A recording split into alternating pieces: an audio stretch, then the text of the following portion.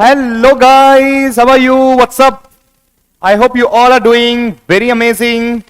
Hello Varshil. How are you guys?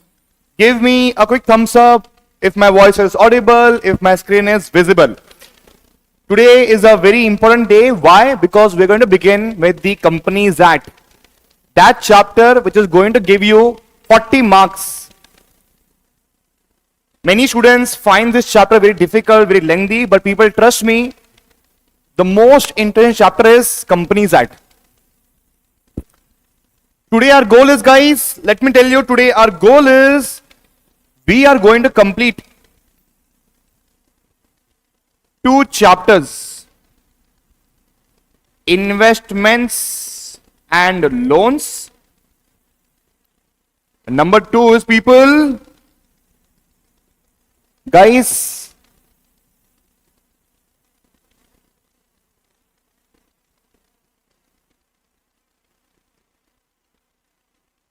can you make a guess? I hope everyone have received my notes in Google Drive. Everyone have received my notes in Google Drive.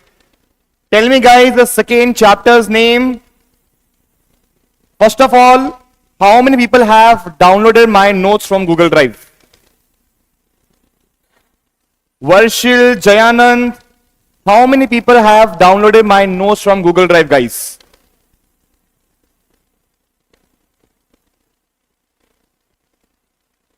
No, Jayanand, it's Dividend.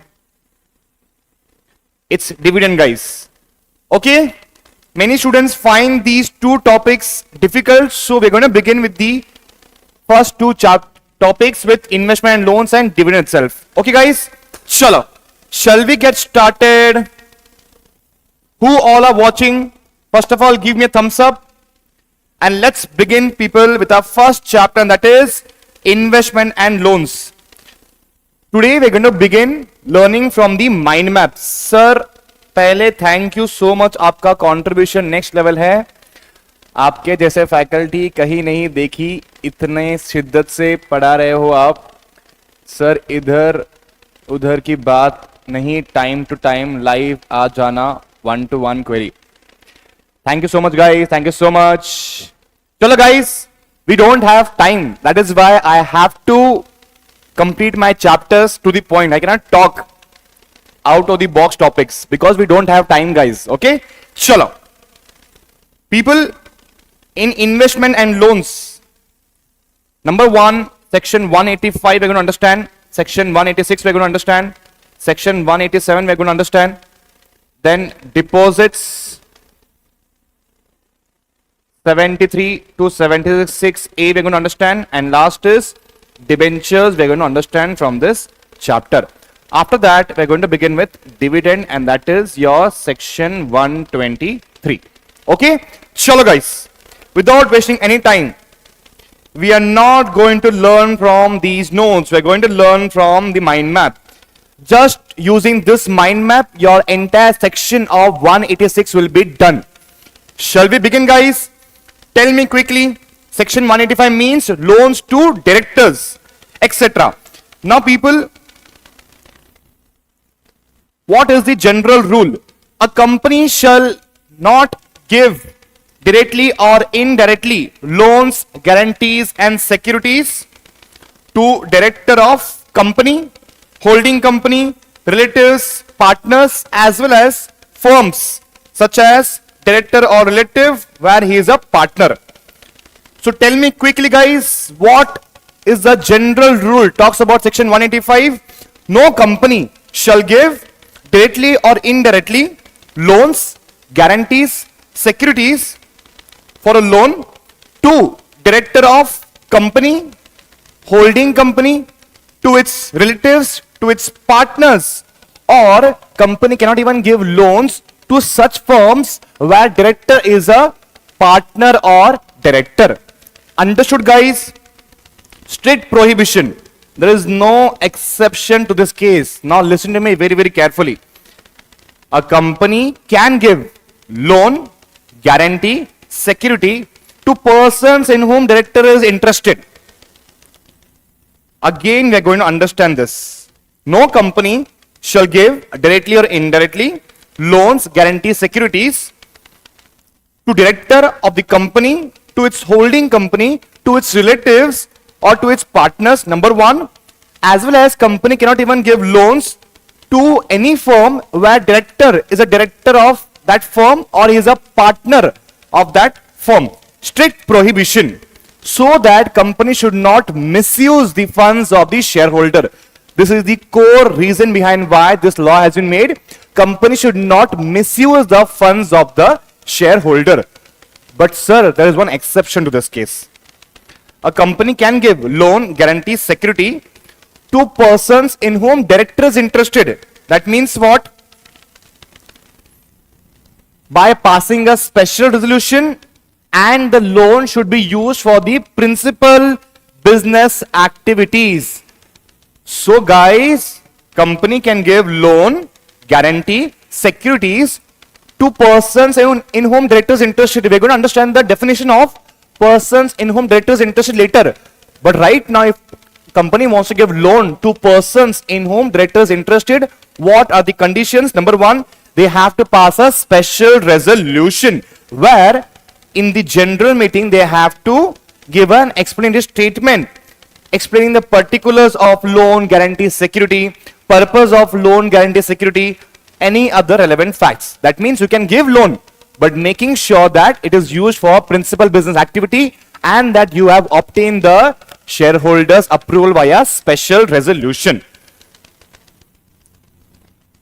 Sir, notes नहीं move हो रहे हैं, please. Okay, guys, one second.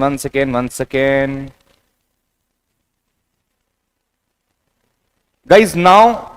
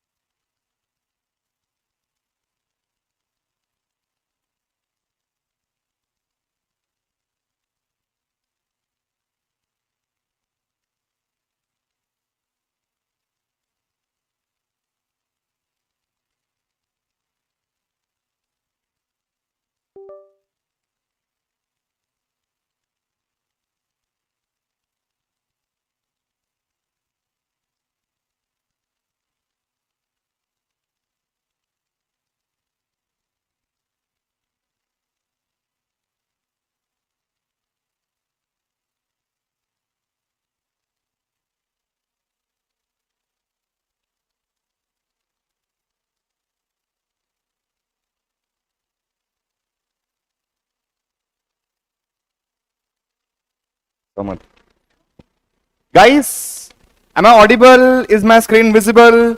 Give me a quick thumbs up, guys. Gautam.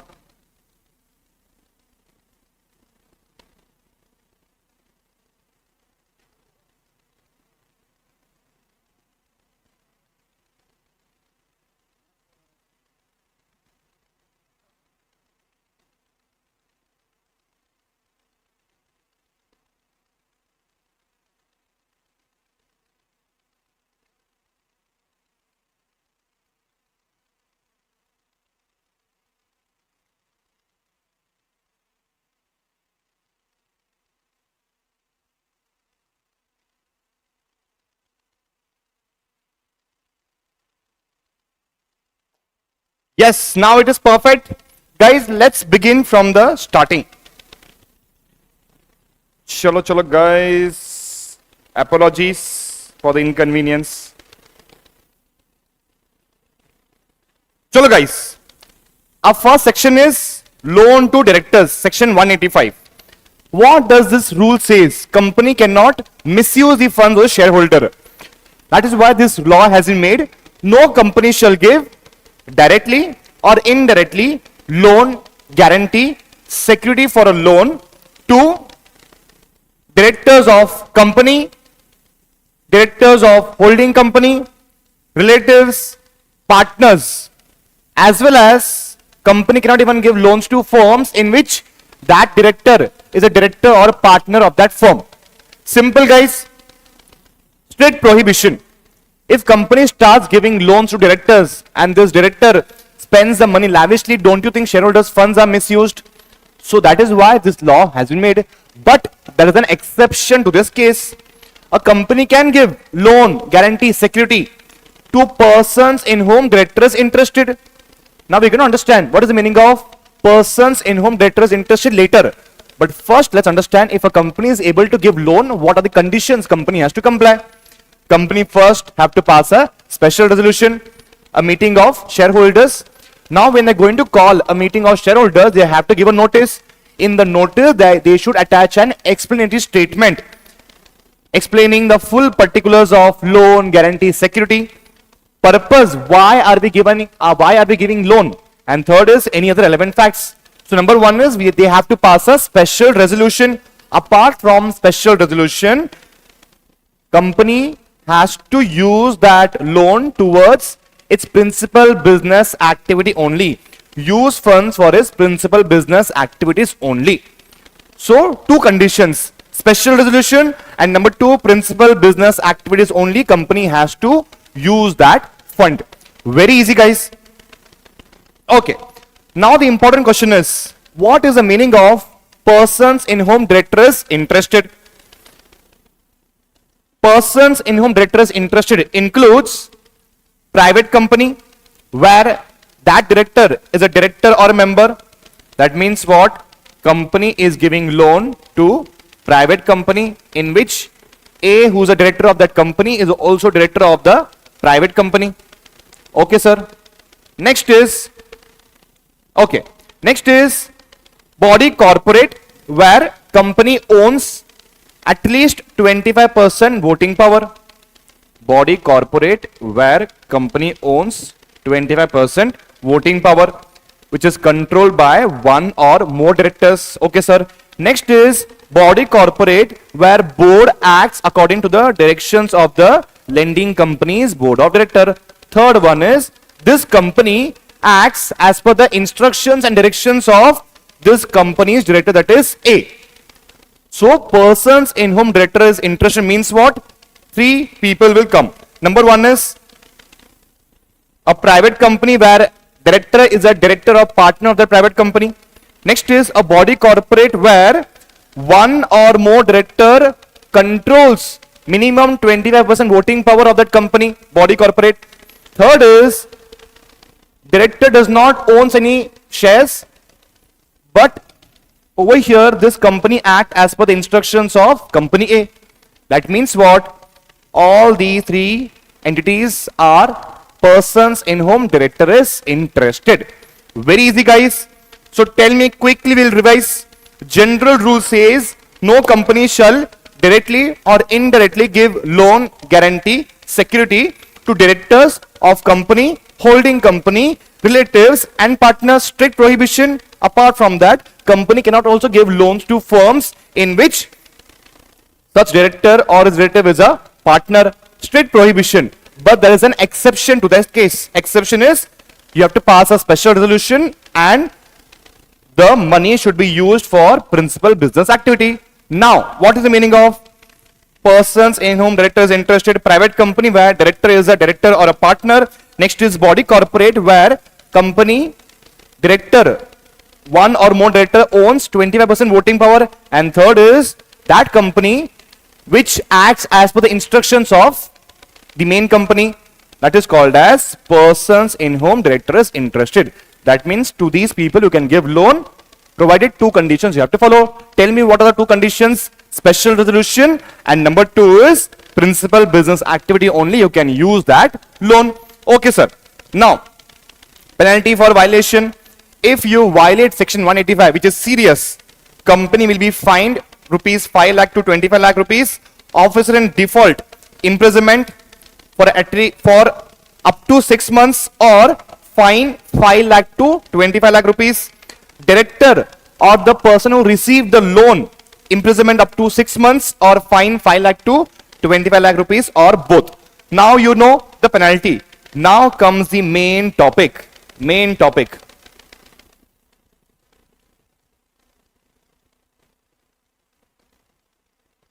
Jayanand, difference between company and body corporate.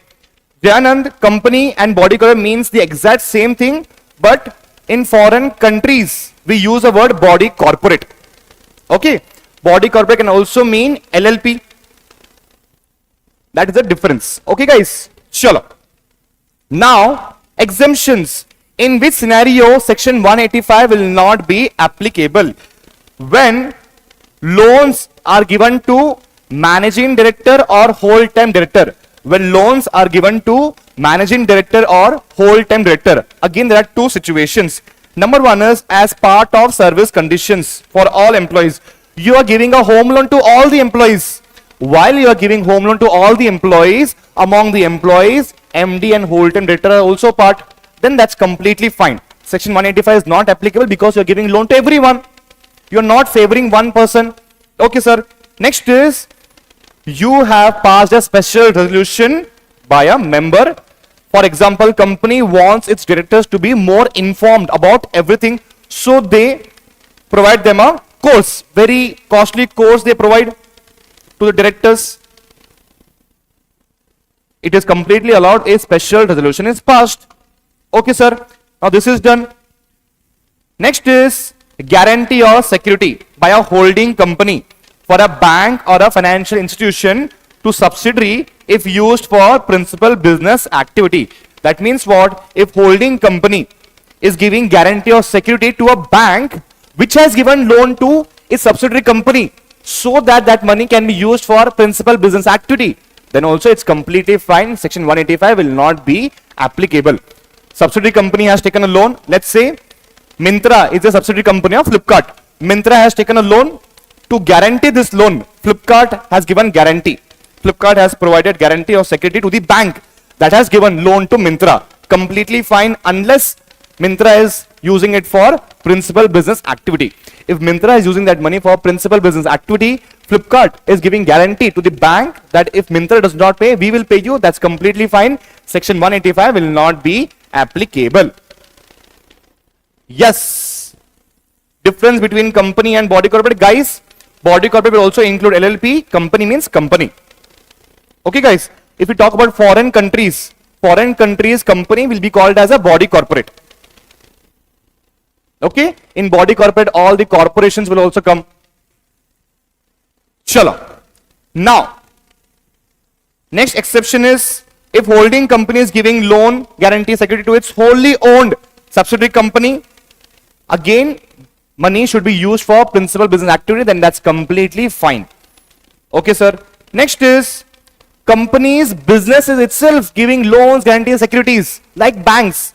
Then people, section 185 will not be applicable. Now there is one rule, important rule is that interest rate should be equal to or more than the prevailing government security yield. You cannot give them loans at a very low interest rate. If you are giving loans at a very low interest rate, that means what? You are favoring some people, which is exactly not allowed. You should not put anyone in a favorable position. That is why this section has been made. Section 185. Guys, are you able to understand? Everyone, give me a thumbs up, guys.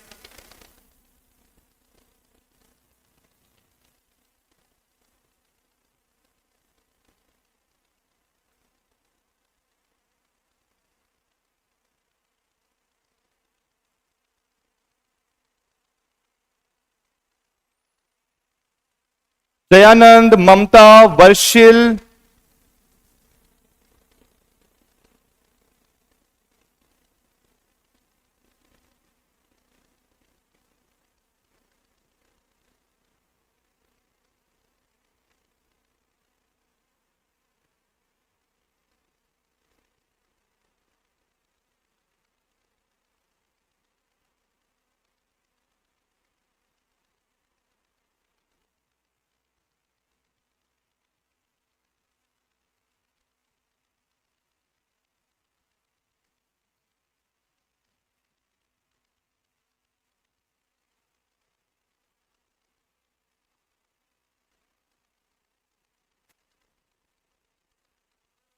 Guys, am I audible? Give me a thumbs up, guys.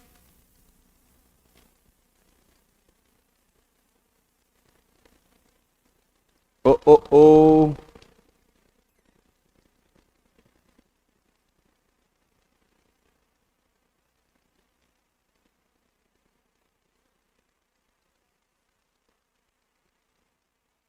Okay, okay. Perfect, perfect, perfect. Chalo guys, now if an exam question is asked with respect to section 185, will you be able to answer those questions? Sir, screen या speed? Yes. Okay guys, done, done, done, done, done, done.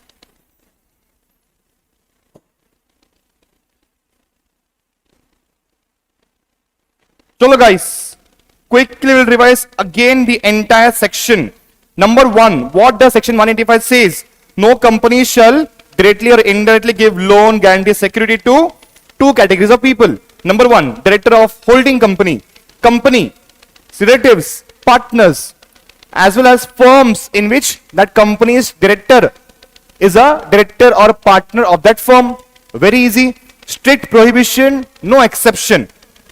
Now, one exception is there that says company can give loan guarantee security to persons in whom director is interested, provided two conditions are complied. Number 1 is special resolution, and number 2 is that loan should be used for principal business activity. If these two conditions are complied, it's amazing.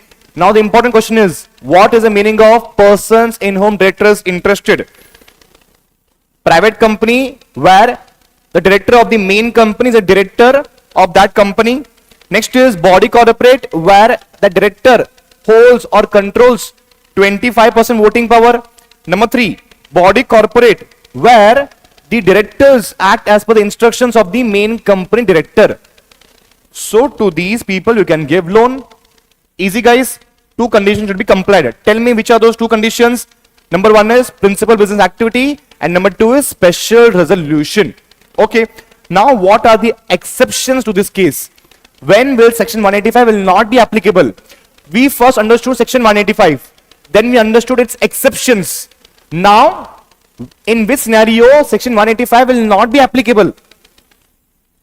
When loan is given to managing director or a whole-time director as a part of service conditions to all the employees.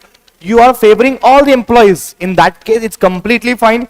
And number 2, you have passed a special resolution so that everyone can be well informed about the business matters. That is called as a member approved scheme. You are introducing a scheme where everyone is getting benefited. Okay, sir. Now, 3 scenarios more.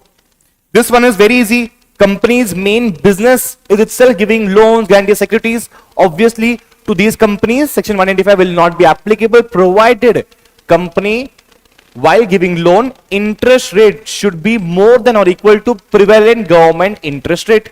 If you are giving loan at a very low interest rate, that means what you are favoring, which is not allowed. Okay, sir. Next is holding company is giving loan to its wholly owned subsidiary company, provided that money is used for principal business activity. Completely allowed. Now over here, holding company is not giving loan to subsidiary company. Subsidiary company has taken a loan from a bank. Holding company has given loan guarantee security to the bank, saying that the subsidiary company will pay, provided one condition is that it should be used for principal business activities only. Guys, Varshil, Jayanand, Varun, Mamta, Simontini, everyone, did you understand section 185, guys? Every single aspect of section 185 we have understood. Okay? Just by reading this mind map, you will be sorted. Can I get a thumbs up, guys? Quickly let me know if there is any confusion in any provision. Just let me know right now in the chat box.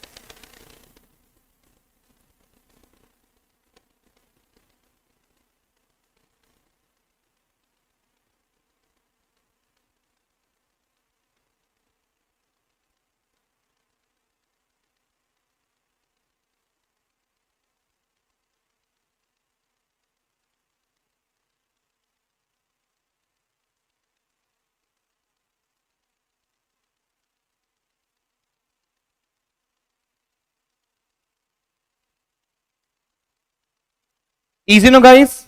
Shall we move to the next section? If an exam question is asked for this per section 185, you should be able to write every single provision of section 185. Every single thing is covered over here. In this one mind map, every single thing is covered over here. Meaning, then exception, what is the meaning of person in whom director is interested, penalty, then when will 185 will not be applicable. Very easy no guys. Hello Cherukula Sandhya Rane. Hi Sandhya Rane. Chalo guys. So 185 is done. Now we'll begin with section 186. Don't get scared when you read this mind map. It's very easy guys. It's very easy. The entire section 186 you will find in just one screen. Okay. Gradually we will maximize it. Zoom in. So section 186 talks about loan and investment. Sir, what was section 185 talking about? Section 185 was talking about giving loans to directors or person in whom director is interested. This is purely talking about any type of loan guarantee security. Okay guys, chalo. Now. First we are going to understand when can a company not give loan guarantee, loan and investment. If the company has defaulted in repayment of deposits or company has defaulted in the repayment of interest, they cannot give loan, they cannot give guarantee, they cannot give security unless they have cleared their default. If company has defaulted in repayment of loan, guarantee, security, be it principal or be it interest, company cannot invest or give loans. Very easy. Now, until when will this restriction apply? Until company repays all their dues. Okay. So first we need to understand which companies first of all cannot give loan, guarantee, security. Okay sir. Now, when will section 186 not be applicable? To which companies section 186 will not be applicable? Number one, banking companies, insurance companies, housing finance company, company engaged in financing or infrastructure. Their main business activity is itself giving loans, guarantees, securities. Number two, NBFC, whose main business activity is lending or investing in activities. Next is company's main business is itself acquiring securities. Next, shares allotted in right issue. Company is a shareholder. Company, let's say Flipkart, is a shareholder of Myntra. Myntra has issued shares via rights issue. Rights issue. Existing shareholders get shares called as right issue. So this is allowed. Over here, section 186 will not be applicable. Next is NBFCs financing industrial enterprises. 186 will not be applicable. Company providing infrastructure facilities as per schedule 6. 186 will not be applicable. Government companies which is into defense production or others. 186 will not be applicable. So first we understood which companies cannot give loan, guarantee, security. Number two, we understood in 186 will not be applicable to which type of companies. Okay. Chalo. Now let's begin with understanding what does this section exactly talks about. Now you know which companies are excluded. Now those companies which are included, what rules they have to follow, we are going to understand. Okay sir. Now what the main law says, a company cannot give any loan to any person or a body corporate, give any guarantee or security for a loan, invest, buy shares or securities of another company. So company cannot do three things. Number one, give any loan to a person or a body corporate, give any guarantee or security for a loan, and number three, invest in buying shares or securities of another company. Beyond word is the most important word. Beyond 60% of paid up share capital, free reserves, securities premium, or 100% of free reserves and securities premium, whichever is higher. So company can do these things. Company can do these things, but not beyond a certain limit. What is that limit, guys? Everyone in the chat box, I want you to tell me the limits.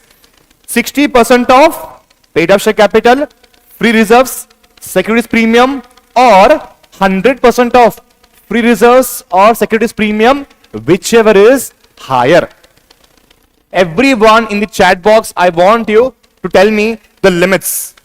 Beyond 60% of paid up share capital, free reserves, securities premium, or 100% of free reserves and securities premium, whichever is higher. Now, example, paid up share capital of a company is 10 crores, free reserves is 5 crores, SP is 2 crores. So 60% of all these three items comes to 10.2 crores, or 100% of these two items will come to 7 crores. Whichever is higher is the limit. This is the limit.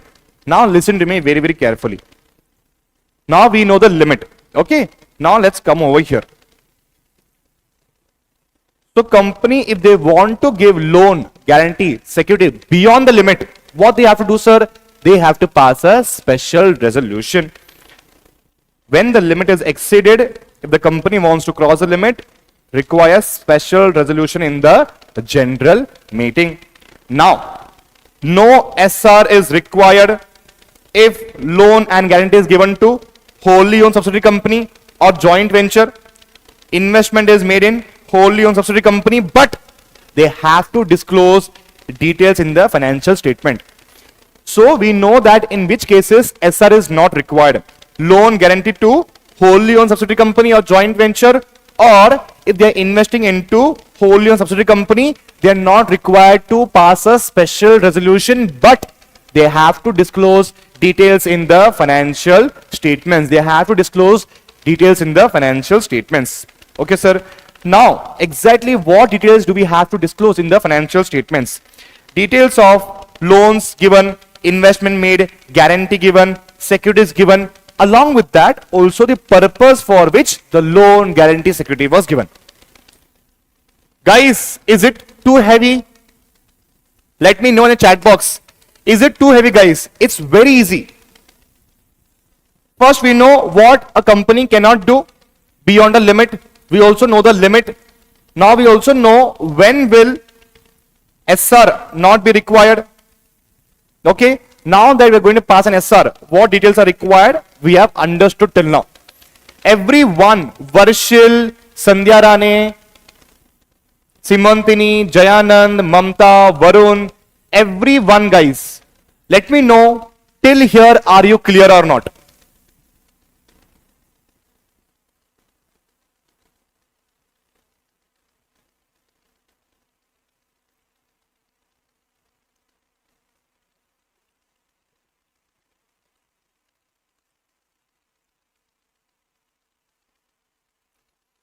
Can I get a thumbs up, guys? Shall I continue, guys? Do you want me to explain any other topics which we have discussed till now? Or shall I move forward? These are the basics, guys. If you don't understand them, just let me know. I will explain them again and then I will continue. Varun, Sandhya Rane, Varshil. Okay. Perfect, perfect, perfect. We are done with this. We are done with this. We are done with this also. Okay. Now next is, now we know company can give loan, guarantee, security within a limit by passing a BR, that is board resolution. If they want to cross that limit, they will have to pass an SR. We know what details are supposed to be included in the SR. We know what details are included in the financial statement also. Now that they are giving a loan, what should be the interest rate? Interest rate. A company cannot give a loan at an interest rate lower than the prevailing government security. Same like section 185. You should not favor anyone. Whatever is the minimum interest rate, you have to maintain that only. You cannot give loans at a interest rate lower than the minimum government securities rate. Example is, if 3-year government security yield is 7%, company cannot lend money at 5% interest rate. Jan, what we'll do is, we'll complete this section once and then I will again explain you. Don't worry. Okay guys, now we know the interest rate condition also. Now let's come over here. Company cannot invest in more than 2 layers. Now why this law has been made? Because people form a lot of companies to misuse funds, to siphon funds, to do money laundering. That is why law says that maximum you can have 2 layers of investment. Investment through less than or equal to 2 layers of subsidiary company, meaning a company cannot create more than 2 layers of investment subsidiary company. Flipkart, Myntra, Jabong, X not allowed. Maximum 1 and 2 is allowed. Okay. To prevent complex corporate structures that is used to hide money or evade taxes. For this purpose, people form a lot of companies, a lot of layers to confuse all the government authorities. Example, ABC wants to invest in another company. ABC Limited can invest in subsidiary company 1, can invest in subsidiary company 2, but they cannot invest in subsidiary company 3. 3 layers are not allowed. Maximum 2 layers are allowed. Okay, sir. Now, what are the exceptions to this case? When is it allowed to invest in more than 2 layers of subsidiary company? If ABC acquires foreign company, Tata Motors have acquired Jaguar, but the problem is Jaguar is already holding 2 layers of subsidiary company, then it's completely fine. It is not the fault of Tata Motors. Understood, guys? If an Indian company acquires a foreign company, but the foreign company has got 2 layers of subsidiary company, that's completely fine. Number 2 is, law requires company to have subsidiary company, then it's completely fine. In 2 situations, you can have more than 2 layers of subsidiary company. Number 1 is acquiring a foreign company and that foreign company has got more than 2 layers of subsidiary company, completely allowed.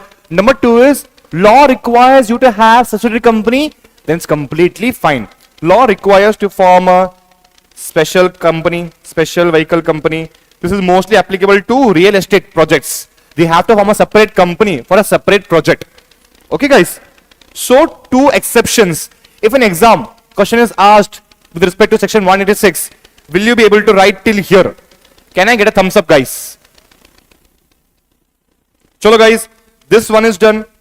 Now if you don't follow section 186, company will be fined between 25,000 rupees to 5 lakh rupees. Every officer in default will be sent to imprisonment up to 2 years plus fine between 25,000 to 1 lakh rupees. Okay, sir. Chalo. Now what we are going to do is, we are going to come towards this. Always remember guys, always remember this one very important thing. We know whenever a board resolution has been passed to invest, to give guarantee, to give security to another company, all the directors' consent is required. All the directors' consent is required. Now one question will come to your mind. Sir, all directors present in the meeting or all the directors irrespective of whether they are present or not, all the directors present in the meeting, consent should be obtained. Unanimous consent of all the directors present in the meeting, consent is required. Okay guys. Next is, if company has taken a loan from a public financial institution, it could be IDBI, IFCI, LIC. Now people, already one loan is pending. Already you have taken a loan from a public financial institution. Now you're giving loan to some other company. You have to obtain an approval from PFI. Now this approval is required when the loan is more than the limit, then only approval is required. Understood now guys? Very easy. Everyone. So you have taken a loan from public financial institution. Now you're giving excessive loan. You can give, but please take approval of PFI first. If the loan exceeds 186 limit. Easy now guys? Everyone, are you with me? See people over here. Now, when will PFI approval not required? If loan is within the limit and the company has not defaulted in the repayment and interest, then PFI approval is not required. PFI approval is required when the loan exceeds the 186 limit. PFI approval is required. When will PFI approval not required? When loan is within the limit, at the same time that has not been in default in the repayment or interest. Okay.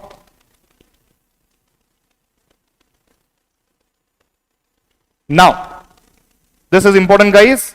This is administrative work which can be asked in your exam.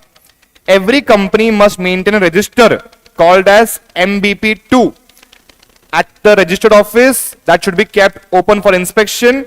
Copies and extracts shall be provided that contains details of loans given, guarantee, security provided or investment made. That's it, guys. We are done with section 186. Can I get a thumbs up?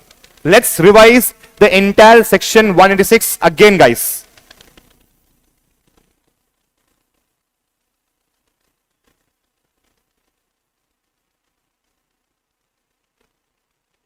Okay. So, section 186. Shall we revise, guys, again? Give me a thumbs up, guys. Chalo. First, tell me when to which companies section 186 will not be applicable. Banking, NBFC, company's main business is itself acquiring shares, right issue, NBFC, company that provides infrastructure facilities, and last is government companies. To these companies, section 186 will not be applicable because their main business is itself giving loans, guarantees, security. Okay, sir. Now, when can a company, even if they are not a part of these activities, still they cannot give loan, guarantee, security if they have defaulted in the repayment of deposits or interest. They cannot give loan, guarantee, security until when? Until they have cleared their default. They cannot give loan, guarantee, security. Okay, sir. Now, what does the main provision says? Main provision talks about the limits. That says no company can give any loan to any person or a body corporate, give any guarantee or a security for a loan. Next is invest. Why? Buying shares or security of another company beyond the limit. Now, what is that limit? Limit is 60% of paid share capital, free reserves, securities premium, or 100% of free reserves, securities premium. You cannot give loan, guarantee, security more than this limit. Now, if you want to exceed the limit, you have to pass a special resolution. That means what? If you want to give loan, guarantee, security within the limit, you just have to pass a board resolution. Until now, everyone is clear or not? Jayanand, till here, are you clear or not?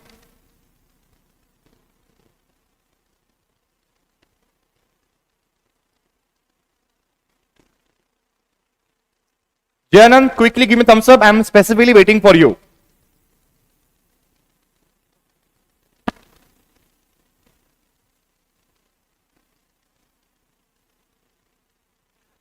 Okay, chalo. So, if the limit is exceeded, you will require a special resolution. Now, when will SR not be required?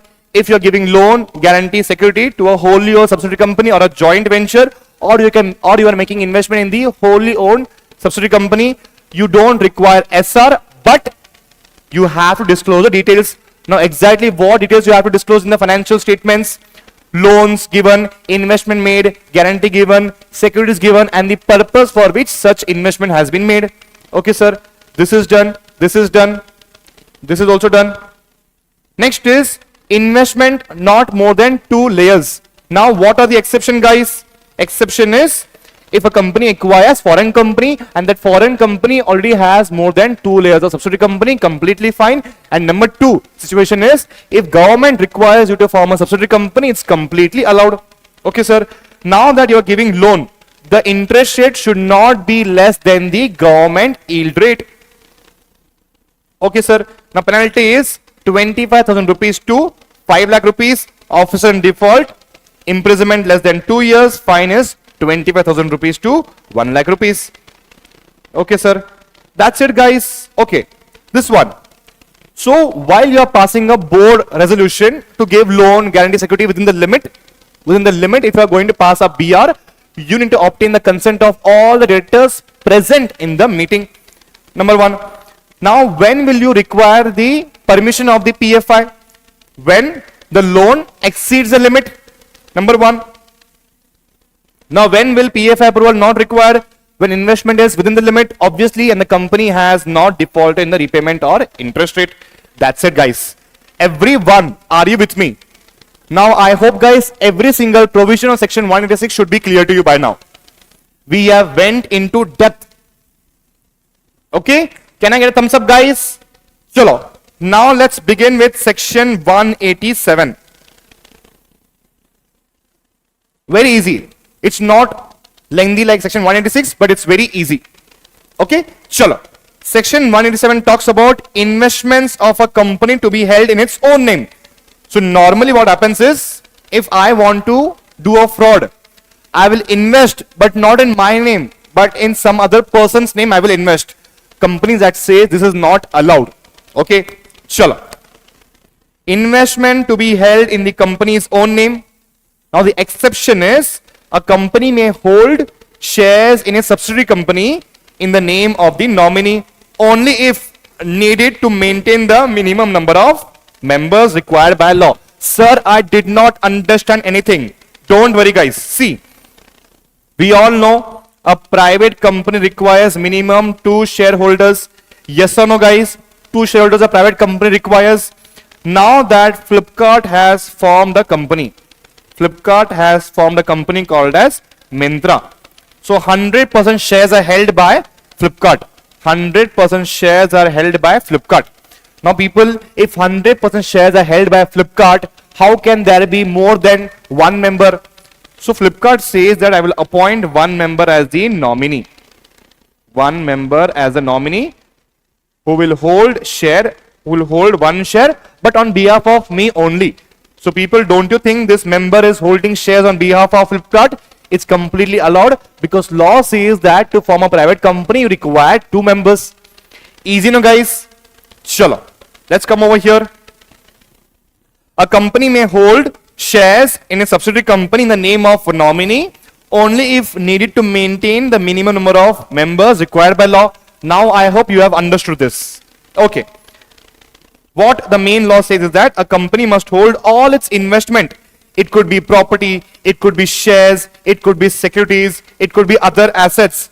In its own name only they have to hold all these assets. Purpose is to ensure transparency and prevent misuse because company's property can sometimes be also owned in a fake name. Not allowed. Okay, sir. Now next is, what are the exception to this case? That means what? When is it allowed for a company to hold property, shares, securities, other assets not in its name? When is it allowed? Let's understand them one by one. 1, 2, 3, 4. 4 exceptions are there. Number 1 is, you means company has deposited shares or a securities with a banker.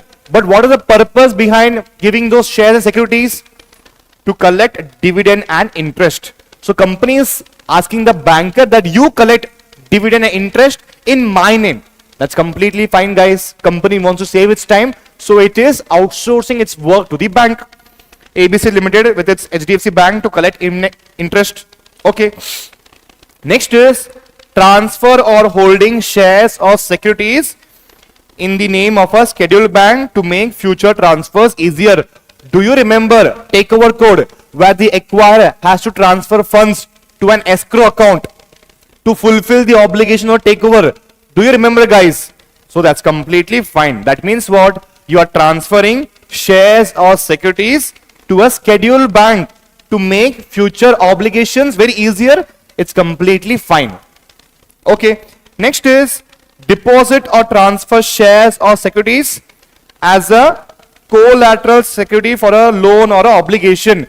Company has taken a loan from the bank, but in return, as a security, they have given their shares. They have pledged their shares. Now also it is completely fine. Now bank is holding shares of the company in its own name. It's completely fine because pledge has to be completed now, guys. Next is holding investment in the name of depository when shares are held in demat form. Guys, now I will tell you one thing. I was teaching this data analytics. Today only we discussed. Where is it?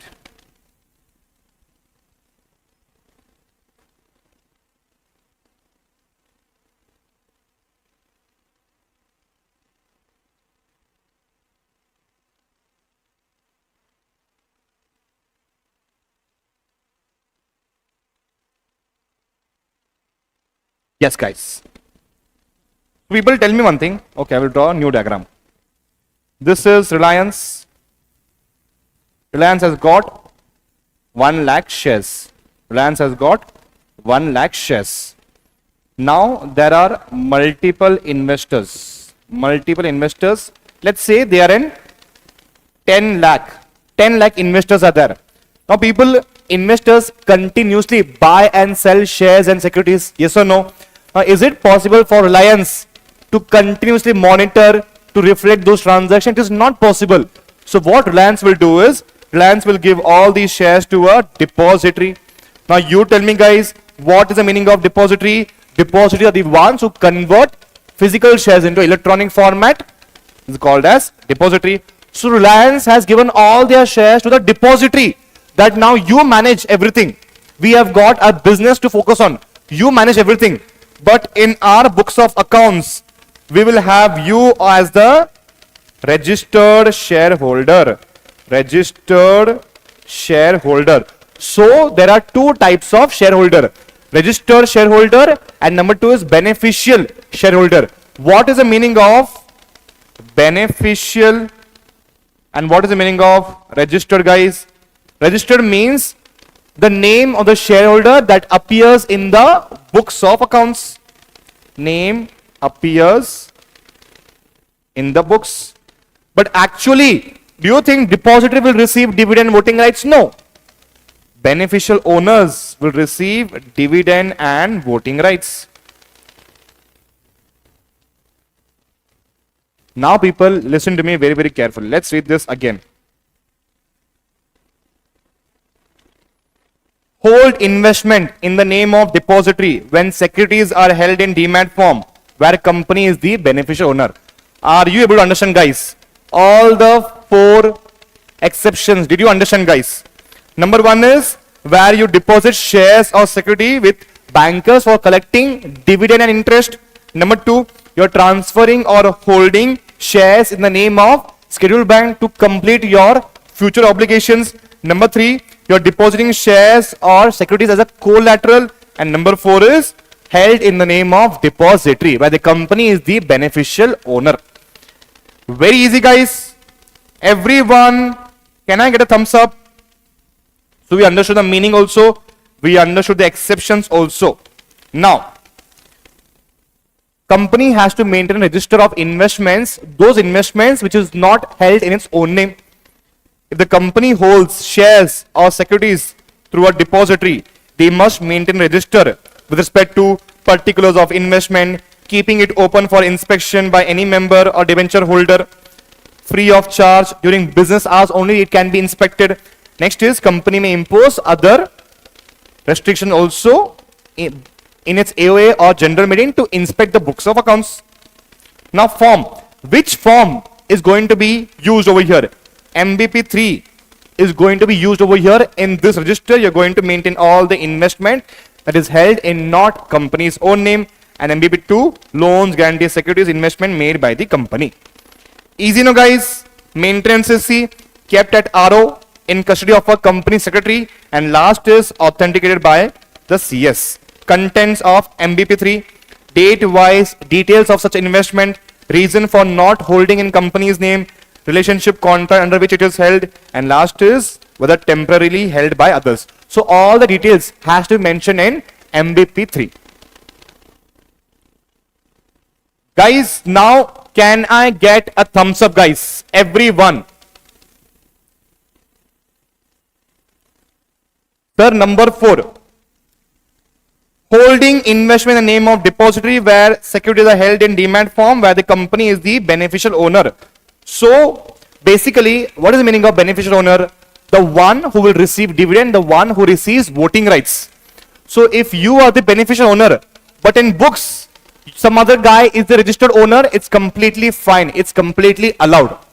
Okay? You have just outsourced the work to others. You have outsourced your work to the depository. It's completely fine, guys. Again, a very simple example I will give you. Flipkart has got shares of Myntra. Flipkart has got shares of Myntra. Who is entitled to receive dividend voting rights? Flipkart is entitled to receive dividend voting rights. Flipkart has got important business to focus on. So Flipkart gives this work to the depository that you deal with all the share related aspects. I will only come into the picture whenever voting rights and dividend decisions are held, then only I will come into the picture, otherwise I will not come into the picture. All the other aspects, depository, you will take care. Now, Janan, you tell me, depository is the registered owner and Flipkart is the beneficial owner.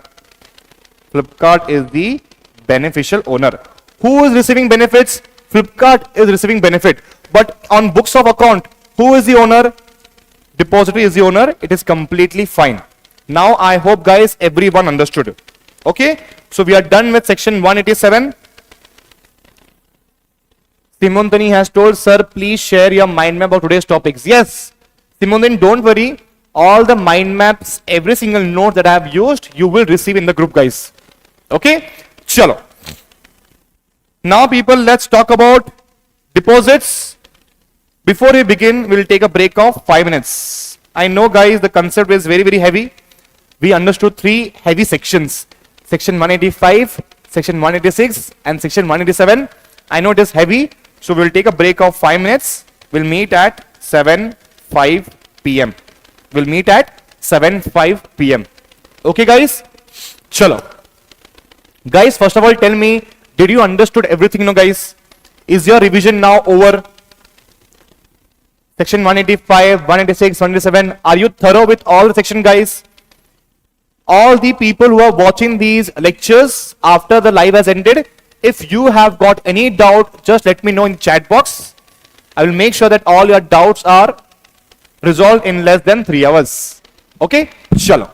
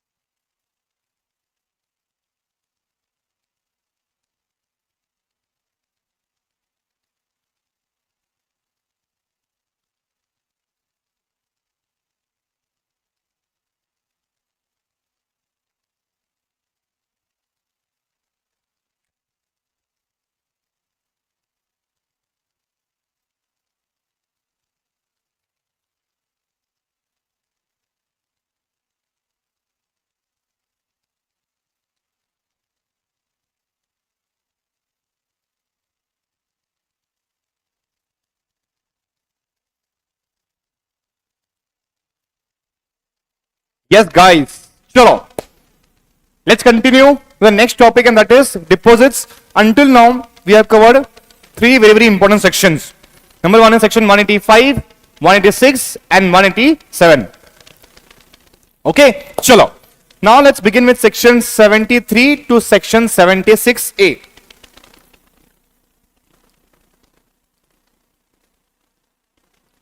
Chalo, guys. Deposits. Now, first of all, tell me what is the meaning of deposits. Deposits means any money received by companies called as a deposit. Exception is some items are specifically excluded. Any money received by companies called as deposits, but there are exceptions. Any money received by companies called as deposits, it can be deposits, it can be loan, it can be other forms of money also. Now the important question is, what items are specifically excluded from calling it as deposits? Number one, share application money. Number two, advance from customers, security deposits, loan from director with a declaration that we are giving, that this guy, director, has given loan to the company, but that money is not using borrowed funds. Basically, just understand this. Loans from directors will not be called as a deposit. Inter-corporate loans will not be called as a deposit. Debentures and bank loans will not be called as a deposit. So deposit means any money received by company. It could be deposits, it could be loans, it could be other sources also. But certain items are specifically excluded. We understood all the 7 items. A lot of that. But just understand the basic items which are specifically excluded from calling it as deposits. Everything is deposit except these. Okay? All the items except these will be called as a deposit. Okay, sir. Now, first of all, to which companies deposit provision will not be applicable? Banking companies, NBFCs, housing finance company, any other government specified companies. To these companies, section 73 to 76A will not be applicable because their job is itself in dealing with deposits. Okay, sir. Now, what does the law says? Before you move on, 2 types of deposits: secured deposits, unsecured deposits. Secured means what? You know. Secured by a charge. Unsecured means also you know. Not secured by charge. Okay, sir. Now, which companies can accept deposits? There are 2 types of companies: private company and a public company. Private company can accept money. Is it possible for them to accept money from the public? No, because it's a private company. But can they receive money from the members? The answer is yes. They cannot accept money from the public. But if you talk about public company, they can accept deposits from 2 category of people: members and public. Now in public also, only eligible public companies can only accept money from the public, otherwise they cannot accept money from the public. So 2 types of companies: private company and public company. Private company can accept deposits from its members. Public company can accept deposits from its members. But if they want to accept deposits from public, they have to be an eligible company. We can understand what is the meaning of eligible company.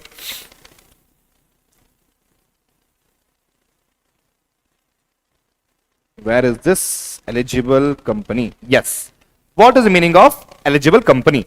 Eligible company means what? Any company whose net worth is at least 100 crores or turnover is at least 500 crores. Eligible company, guys, what is the meaning of eligible company? Net worth is more than or equal to 100 crores, turnover is more than equal to 500 crores. I will ask you again once we cover the entire section. So tell me, guys, 2 types of companies can accept deposits: private and public. Private from its members, public can also accept money from its members. But if they want to accept money from the public, they have to be an eligible company. Now, what is the meaning of eligible company? Eligible company means what? Net worth should be more than 100 crores or equal to 100 crores, and turnover should be more than or equal to 500 crores. This I am assuming you know. Can I get a thumbs up, guys? Guys, in between, please drop me a thumbs up so I know that you guys are listening. Okay? Chalo. Now, there is a limit on deposits. Now we know which companies can accept deposits. Now the important question is, what is the limit on the deposits? For a private company will come later. Let's talk about public company first. Public company can accept deposits from its members up to maximum 10% of what? Paid up share capital, free reserves and securities premium. Public company can accept deposits from its members maximum 10% of paid up share capital, free reserves, securities premium. But if they want to accept money from the public, maximum 25% of paid up share capital, free reserves and securities premium. For a government company, 35%. If you look at ideal, it is 10 plus 25, 35%. So government company, 35%. Easy now guys. Until here, anybody has got any doubt, let me know in the chat box so I can proceed forward with a little difficult topic. We're going to talk about the private company. The entire purpose behind why this provision has been made is because no company should so easily accept money or invite money from the public and misuse the public's funds. To avoid such situations, this law has been made. Okay guys, can I get a thumbs up? Everyone, Jayanand, Simantini, Suman, Geeta, Varun, Varshil, Sandhya Rane, Mamta, everyone guys, everyone. Quickly give me a thumbs up so I can teach with 10 times more energy. Chalo guys. Next is private company. If we talk about private company can accept money obviously from its members, 100% of paid up share capital and free reserves, paid up capital, FR and SP, free reserves and securities premium. But there is an exceptions to this case, exemption. The exemption is certain private companies can accept money where there is no limit at all. There is no limit. You can accept any money you want. Now, it could be a startup guys. I'm gradually marking it to not make it messy. Startup company which has been incorporated and it's up to 10 years from incorporation. 5 years, 6 years, 4 years. It should not be more than 10 years from incorporation. Any startup company within 10 years of incorporation. Okay. Now people tell me one thing, I will tell you logic also so you remember. Startup company requires funds from its family members, relatives, friends, founders. So they should be allowed to accept deposit because it's a growing stage. Okay sir. Next is subsidiary company cannot accept deposits. Associate company cannot accept deposits. Borrowing from banks and financial institutions. Guys, what I will do is to make it more clear now, I will take this.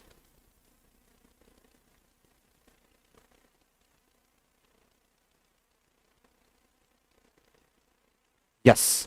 See, it should be a startup company, 10 years of incorporation. It should not be a subsidiary company. It should not be an associate company. And it should not have borrowed funds from bank which is more than the paid up share capital, 2 times the paid up share capital or 50 crores, whichever is less. That means what? This company has already borrowed a lot of funds from the bank. Now does it make sense to accept deposits guys? You are not managing this fund. How are you going to manage this one? So over here, there is a possibility of making a default. So companies that says is that first you reduce your burden and then you accept deposits. We don't have any problem. So borrowings from bank should be less than 2 times the paid up share capital or 50 crores, whichever is less. And there should not be any default. There should not be any default. So guys, tell me one thing. Private company can accept deposits, 100% of paid up share capital, free reserves, securities premium. Okay. Where is it? Yes. Now, which companies don't have any limit with respect to how much money they can accept as deposits? Number one is, people tell me in the chat box, everyone start firing the chat box. Number one is startup company up to 10 years from incorporation, number one. Number two, it should not be a subsidiary company. It should not be an associate company. It should not have taken loan more than 2 times the paid up share capital or 50 crores, whichever is less. And there should not be any default also. If these conditions are satisfied, then you can accept deposits and there is no limit over there. Okay, I will put this again back to its place, guys.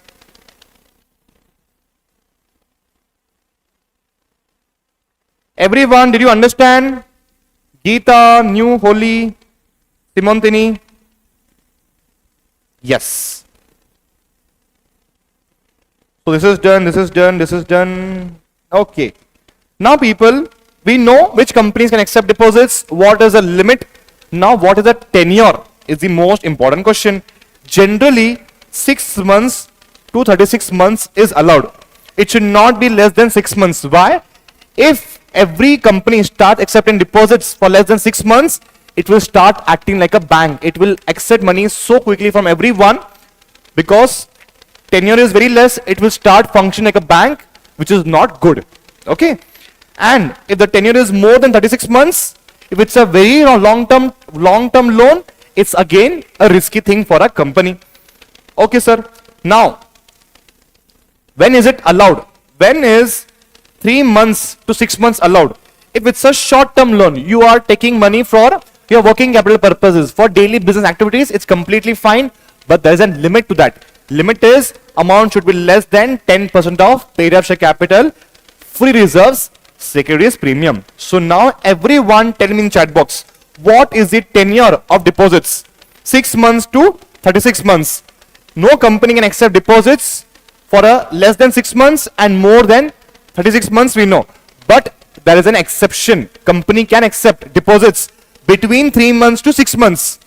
And the amount of deposits is maximum 10% of paid up share capital, free reserves, securities premium. It should be a short-term loan. That's it.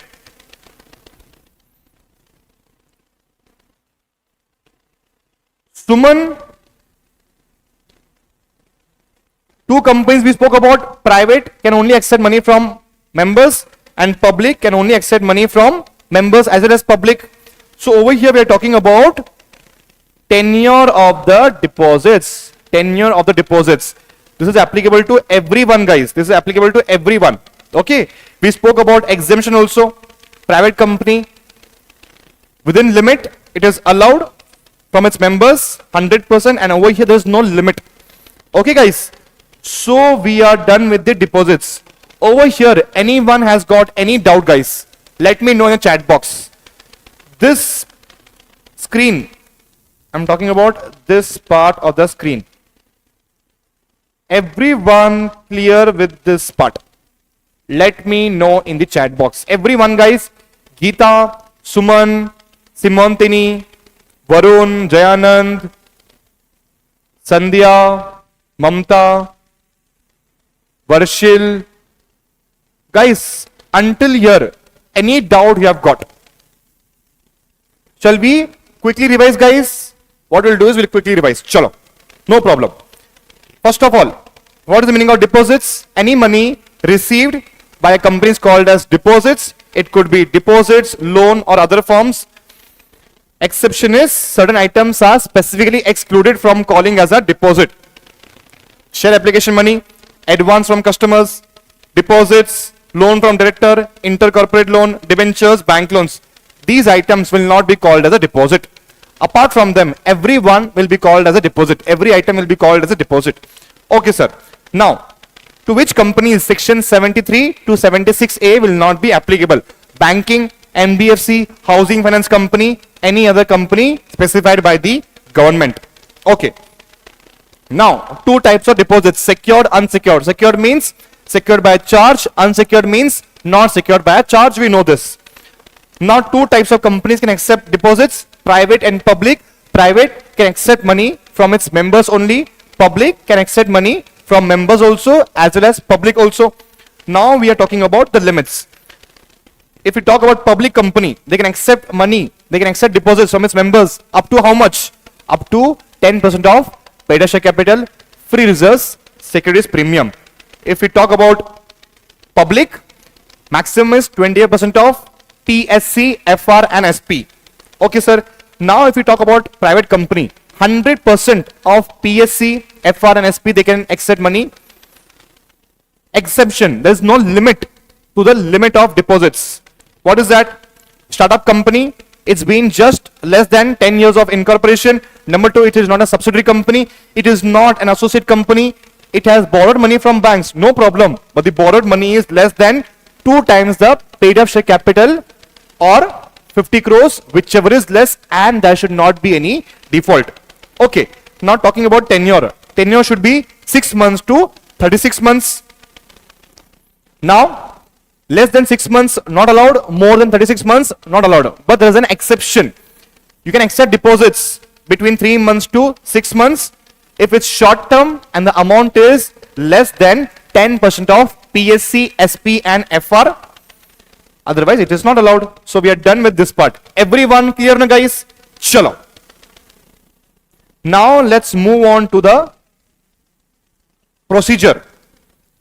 Guys, this one is little dry. You might find it little boring, but please be with me in your exam. If the question is asked, you should be able to answer them. Okay. Now, what is the procedure for a company, obviously private company or a public company, to accept money from its members? Number one, you have to pass a ordinary resolution. Number two, you have to draft a circular in DPT 1 form. It is an advertisement informing all the details of the deposits, financial position of the company, credit rating, total number of depositors, amount due to previous deposits. All these information you have to present this before the shareholder before you take their approval. So they take informed decisions whether to accept or not. Okay. Next is you have to file this with the ROC so that ROC will verify and cross check at least 30 days before the issue. Next is certificate of no default. You have to give a certificate that we have not defaulted in the repayment of interest or deposits. Next is you have to execute a deposit trust deed and you have to appoint a trustee who is going to take care of the entire deposit rated items. Next is invitation. Now you will send that circular to all the members. Then you will create a security creation. If you have accepted deposits worth 10 crores, you have to create a security worth 10 crores. Yes or no, guys? Okay. Next is now you will issue a deposit receipts within 21 days of the receipt of deposit to all the members to whom you have given deposits. Now people, this is the most important point. Deposit repayment reserve. Now let's come over here. Deposit repayment reserve. So minimum 20% of deposit maturing in the financial year shall be deposited in a separate bank account. Deadline is on or before 30th April. Can be used only for repayment of deposits. Don't worry. We are going to understand this using example. Example is, supposing ABC Private Limited has accepted deposits from its members. ABC Private Limited has accepted deposits from its members. Now deposits maturing during financial year 25-26 is 10 crores. Deposit maturing in the next year is 10 crores. Guys, Jayanand, listen to me very, very carefully, guys. Deposit maturing during financial year 25-26 is how much? 10 crores. Now, 4 steps you are going to follow. 1, 2, 3, 4. Number 1, 20% requirement rule. What does this rule say is 20% of 10 crores is 2 crores. This 2 crores money, you're going to deposit in a separate bank account. Separate scheduled bank account. ABC Private Limited opens a separate deposit repayment reserve account with SBI, a scheduled commercial bank. Deadline is by 30th April. The company deposits 2 crores on 25th April 25. Restricted use. Now this 2 crores money is only used to repay deposits maturing during the year, not used for business expenses or investment. So basically whatever money you're going to receive, whatever deposits are going to mature in the next year, you have to deposit 20% of that amount in a scheduled bank. You cannot use that money towards your principal business activity. So that depositors should be safe. You have made provision for them. Understood, guys? Everyone, did you understand this topic, guys? Very, very important. In your exam, question can be asked with respect to deposit repayment reserve account. Logic is very simple. Find out how much deposit is going to mature in the next year. Take 20% of that amount, deposit this in a scheduled bank account. You cannot use that money towards principal and business activities. Geeta, Simantani, Suman, Varun, Jayanand. Over here, everyone clear now, guys? This part is tricky. Okay, I am proceeding forward.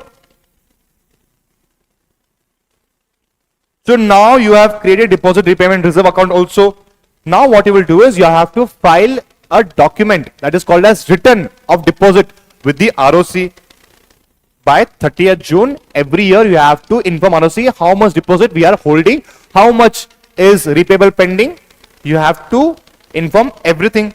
Then repay along with interest, along with the terms and conditions based on which you have accepted.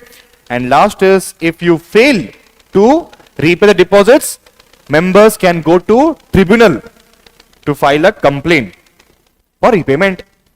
So guys, 12 steps. Again, I am telling you all the 12 steps. First, you will pass a ordinary resolution. Then you will draft a circular in DPT 1 form for the members where all the details of deposits are clearly mentioned. Number 3, you're going to file this with the ROC. How many days before? 30 days before the issue, you're going to file this with the ROC. ROC will check and verify.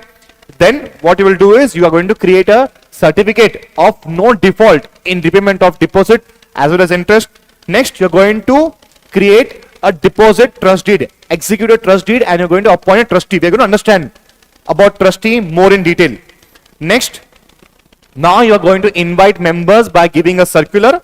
Then you will create a security so that your deposits remain safe. Then you will issue deposit receipts.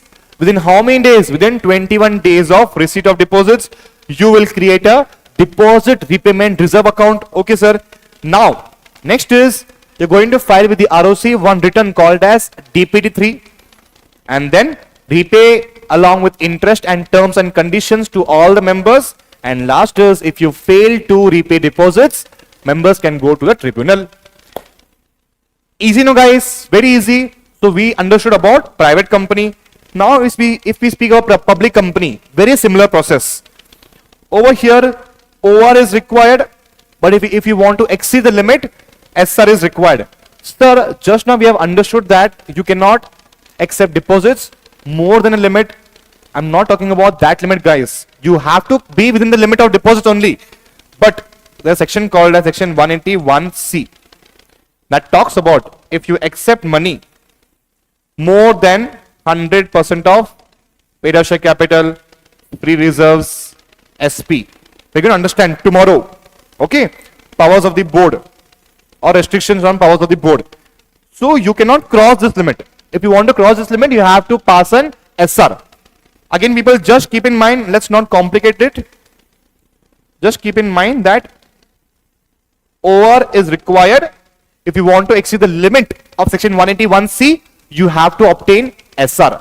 But at any cost, you cannot exceed the limit of deposits. At any cost, you cannot exceed the limit of deposits. Okay. Now, next is you will file with the ROC, obtain credit rating every year. Now, people, now you know the importance of credit rating. They give you an independent assessment whether the company is fit to accept deposits or not. Then you will issue circular or advertisement in form DPT1. Then you will execute DPT2, that is called as trust deed. And then you will accept deposits. You will issue depository receipts. Can anyone tell me in the chat box within how many days you are supposed to issue depository receipts? Fire all your answers in the chat box. And then last point is you will create a charge within 30 days. Okay? Fire in the chat box within how many days you have to issue depository receipts. Everyone tell me in the chat box Within how many days you have to issue depository receipts?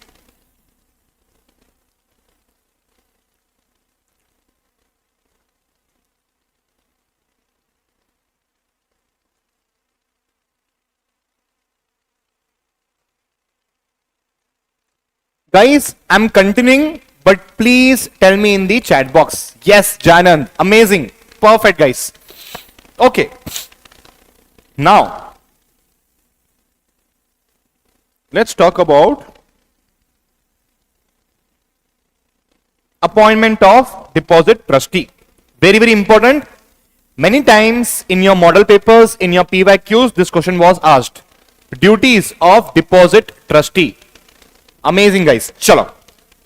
Basic requirement. So we know before you issue a circular, you have to obtain or you have to appoint a deposit trustee. DT means what? Deposit trustee. You have to obtain his written consent that he is willing to act as a deposit trustee. Number 3, you're going to execute DPD2, that is called as deposit trust deed, to formalize this process. 7 days before issuing circular, you have to do all these things. Very easy, people. So you have to do 3 things before you issue circular. Number 1, appoint a DT, obtain his written consent by executing a deposit trust deed in form DP2 7 days before you issue circular. Okay, chalo. Now, what are his disqualification? Who cannot become a deposit trustee? Very, very important. The depositor himself cannot become a deposit trustee. Next is director, KMP, employee of the company, of its holding company, of its subsidiary company cannot become a deposit trustee. Then, if anyone is supposed to pay money to the company, cannot become a deposit trustee. If he has got a material pecuniary relationship, if he has got a monetary transactions with the company, he cannot become a deposit trustee. Basically, he should be an independent. Next is, if he has given guarantee for the repayment of deposits, not allowed. If he is a relative of all the above, he cannot become a deposit trustee. So in your exam, question can be asked, what are the disqualifications of deposit trustee? You should be able to answer all the questions. Too much of numerics. Janan, don't worry, buddy. I will give you mind maps. Every day, what you need to do is, every day, just give one glimpse to the mind map. Every day. Okay? Chalo. I can understand, guys, too many numbers you have to learn, remember. But I am trying my level best to tell you the logic behind the numbers so you don't mug up. Like 6 months, 36 months. Okay, guys? Chalo. So 5 disqualifications. If he is a depositor, if he is a director, KMP, employee of company, holding, subsidiary, if he is indebted to the group company or the company, if he has got a material pecuniary relationship. Next is, if he has given guarantee for the repayment of deposits, and last is, if he is a relative of all the above, he cannot become a deposit trustee. Okay, sir. Now, what are his duties? He should make sure that the security that a company has created against they have taken deposits, it should be sufficient. If they have taken a deposits of worth 10 crores, they should also have a charge worth 10 crores. It should not be 8 crores, it should not be 9 crores. Okay. So security should be sufficient with the deposits. Next is, he shall verify all the information correctly. Next is ensuring there is no breach of terms. Company should not breach the terms of deposits. His job is to call the meeting of depositors if required. Company has not repaid deposits. Company's security has reduced its value. This guy has to call the meeting of all the depositors so that they can go to NCLT. So this guy's job is to call the meeting whenever it is required. Next is take remedial action in case of default of deposits. Protect interest of the depositors. So every single thing possible to protect the depositors' interest, this guy has to do. Okay. Now, when can a company remove deposit trustee? When can a company remove deposit trustee? So, if the company has got an independent director, all the directors should be present and at least one independent director shall consent to remove the deposit trustee. If you want to remove a deposit trustee, if you have got an independent director, you have to obtain his consent, as well as all the directors should be present in the meeting to remove that deposit trustee. Then if I talk about other company where there is no independent director, all directors present must consent to remove that independent director. Everyone, are you with me, guys? Can I get a quick thumbs up? Can I get a quick thumbs up, guys? Everyone tell me. Suman, Simantini, Jayanand, Varun, Geeta, Sandhya, Mamta, Varshil, everyone, can I get a quick thumbs up? Shall I proceed forward, guys?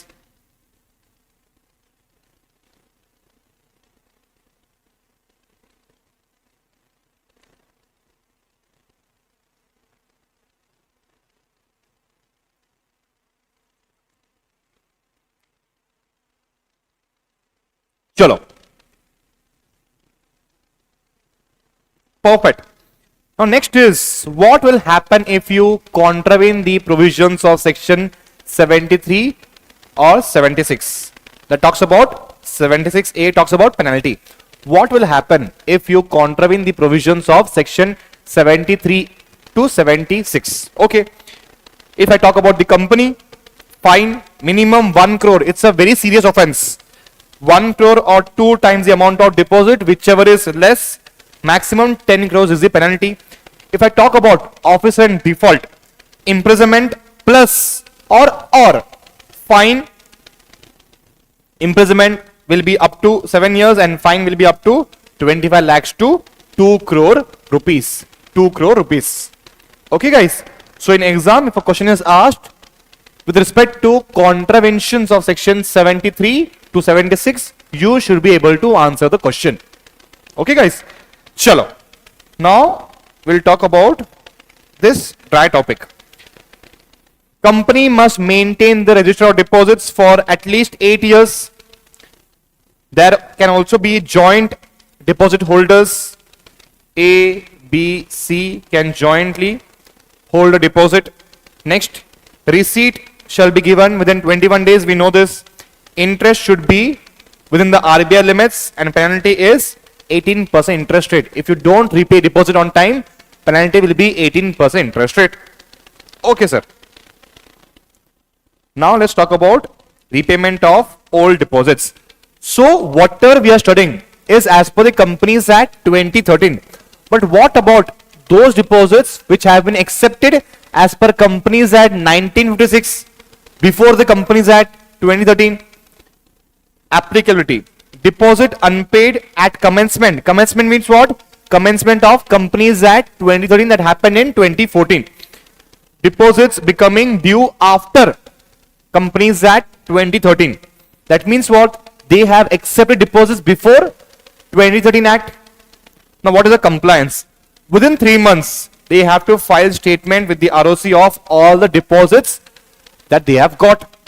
Repayment should be done within 3 years or the maturity, whichever is earlier. If the maturity is 4 years, if the maturity is 4 years, 3 years, you have to repay within 3 years only. If the maturity is 3 years, if the maturity is 2 years, 3 years, whichever is earlier, within 2 years you have to repay all the deposits. So maximum 3 years time you have got to repay old deposits. Okay, sir. Now next is, the moment company fails to repay, depositor can apply to tribunal and tribunal can order repayment and grant extension to the company. I'm talking about old deposits. Okay, sir. Now meeting of deposit trustee. So if any depositor wants to call the meeting of all the depositors, what is the procedure? Trustee must call a meeting in writing when requisition is made in writing by 10% of depositors in value. 100 crores deposit has been accepted by the company. 10 crores worth of deposit holders have requested deposit trustee to call a meeting, he has to call a meeting. Or the moment default occurs, deposit trustee must call a meeting. So over here, guys, we are done with the investment and loans chapter. Guys, everyone, are you with me? Did you understand every single thing? Was it easier to study using mind maps, guys? Was it easier to study everything using mind maps? Now, the moment question is asked in the exam, the first thing that should come in your mind is the mind map picture. Okay? Hello, guys. Can I get a thumbs up? Everyone, can I get a thumbs up, guys?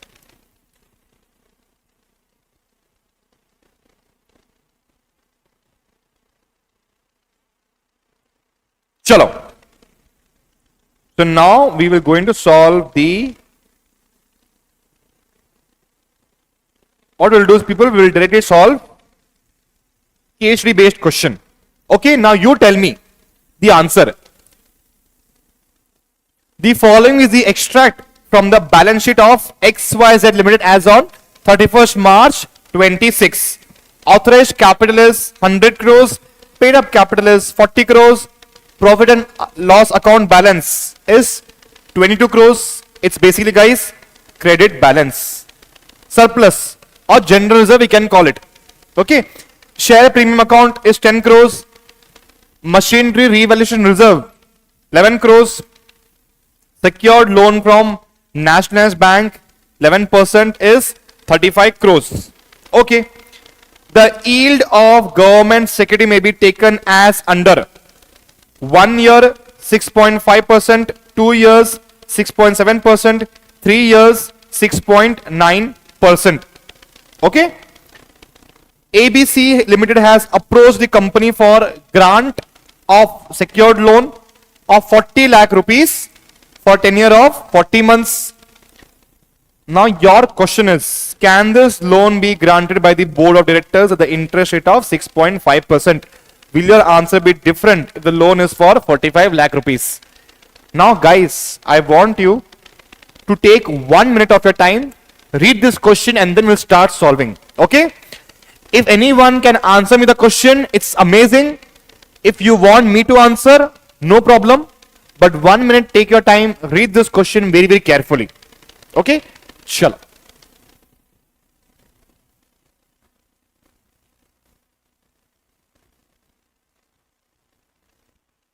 Hey Siri, 1 minute timer.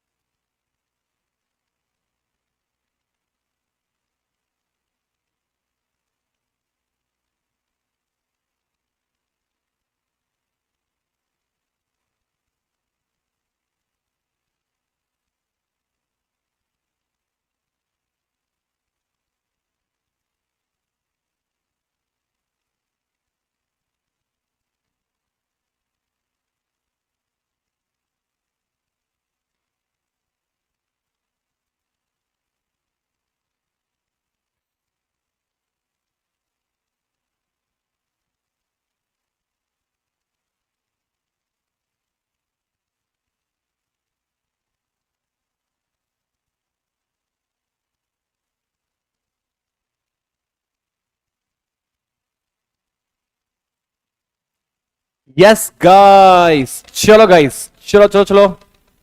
I hope you have read the question carefully. Now, let's start solving.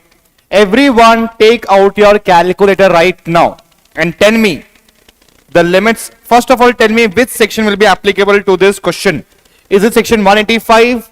Is it section 186? Or is it section 187? First tell me which section will be applicable to this question. Who will tell me in the chat box? Suman, Simantini, Varun, Jayanand. Guys, even if you are wrong, it doesn't matter at all. I am hearing your answer. It's completely fine. Okay. Tell me which section will be applicable to this question. Is it 185? Is it 186? Or is it 187, guys? Tell me quickly, everyone. My first question is, which section will be applicable? Which section will be applicable? And second is, what are the limits? Two questions I have asked you. Yes, perfect. Suman, yes, it is section 186. Okay. Section 186 talks about loans, guarantee, security, investment. Okay. Now, what are the limits? Number one is section 186. Now, what are the limits? Two limits we have understood. Number one and number two. 60% of paid up share capital plus free reserves plus securities premium, or 100% of free reserves plus securities premium. Whichever is higher is the limit. Okay. Now tell me, guys, everyone, what is 60% of paid up share capital plus free reserves plus securities premium? And also tell me what is the 100% of free reserves plus SP. Answer me both these questions. Guys, tell me first of all, 60%. This is the paid up share capital, this is free reserves, and this is securities premium. Okay. Wait, I will do it for you. Calculator. So 40 plus 22 plus 10 into 60% is 43.2 lakh rupees. Okay, sir. Now, what is the 100% of free reserves and SP?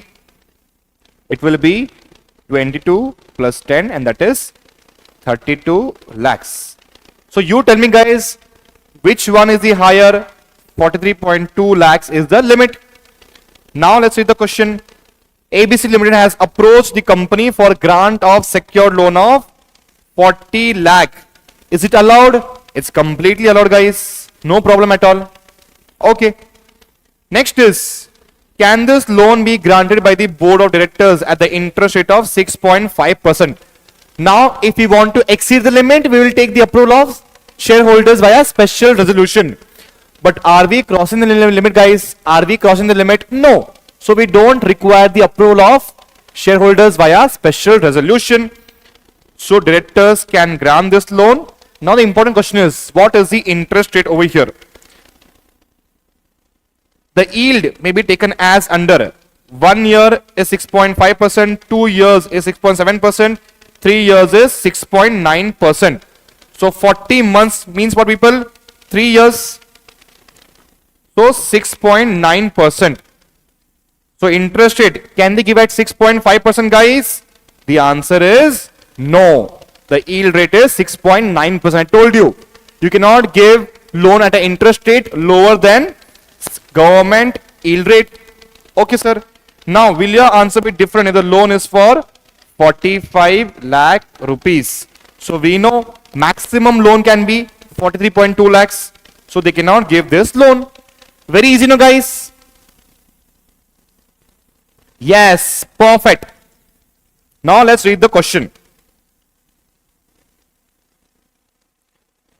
Always you have to begin writing the introduction. As per the provisions of section 186 of the Companies Act 2013, a company can grant loans subject to the prescribed limits and minimum interest rate conditions.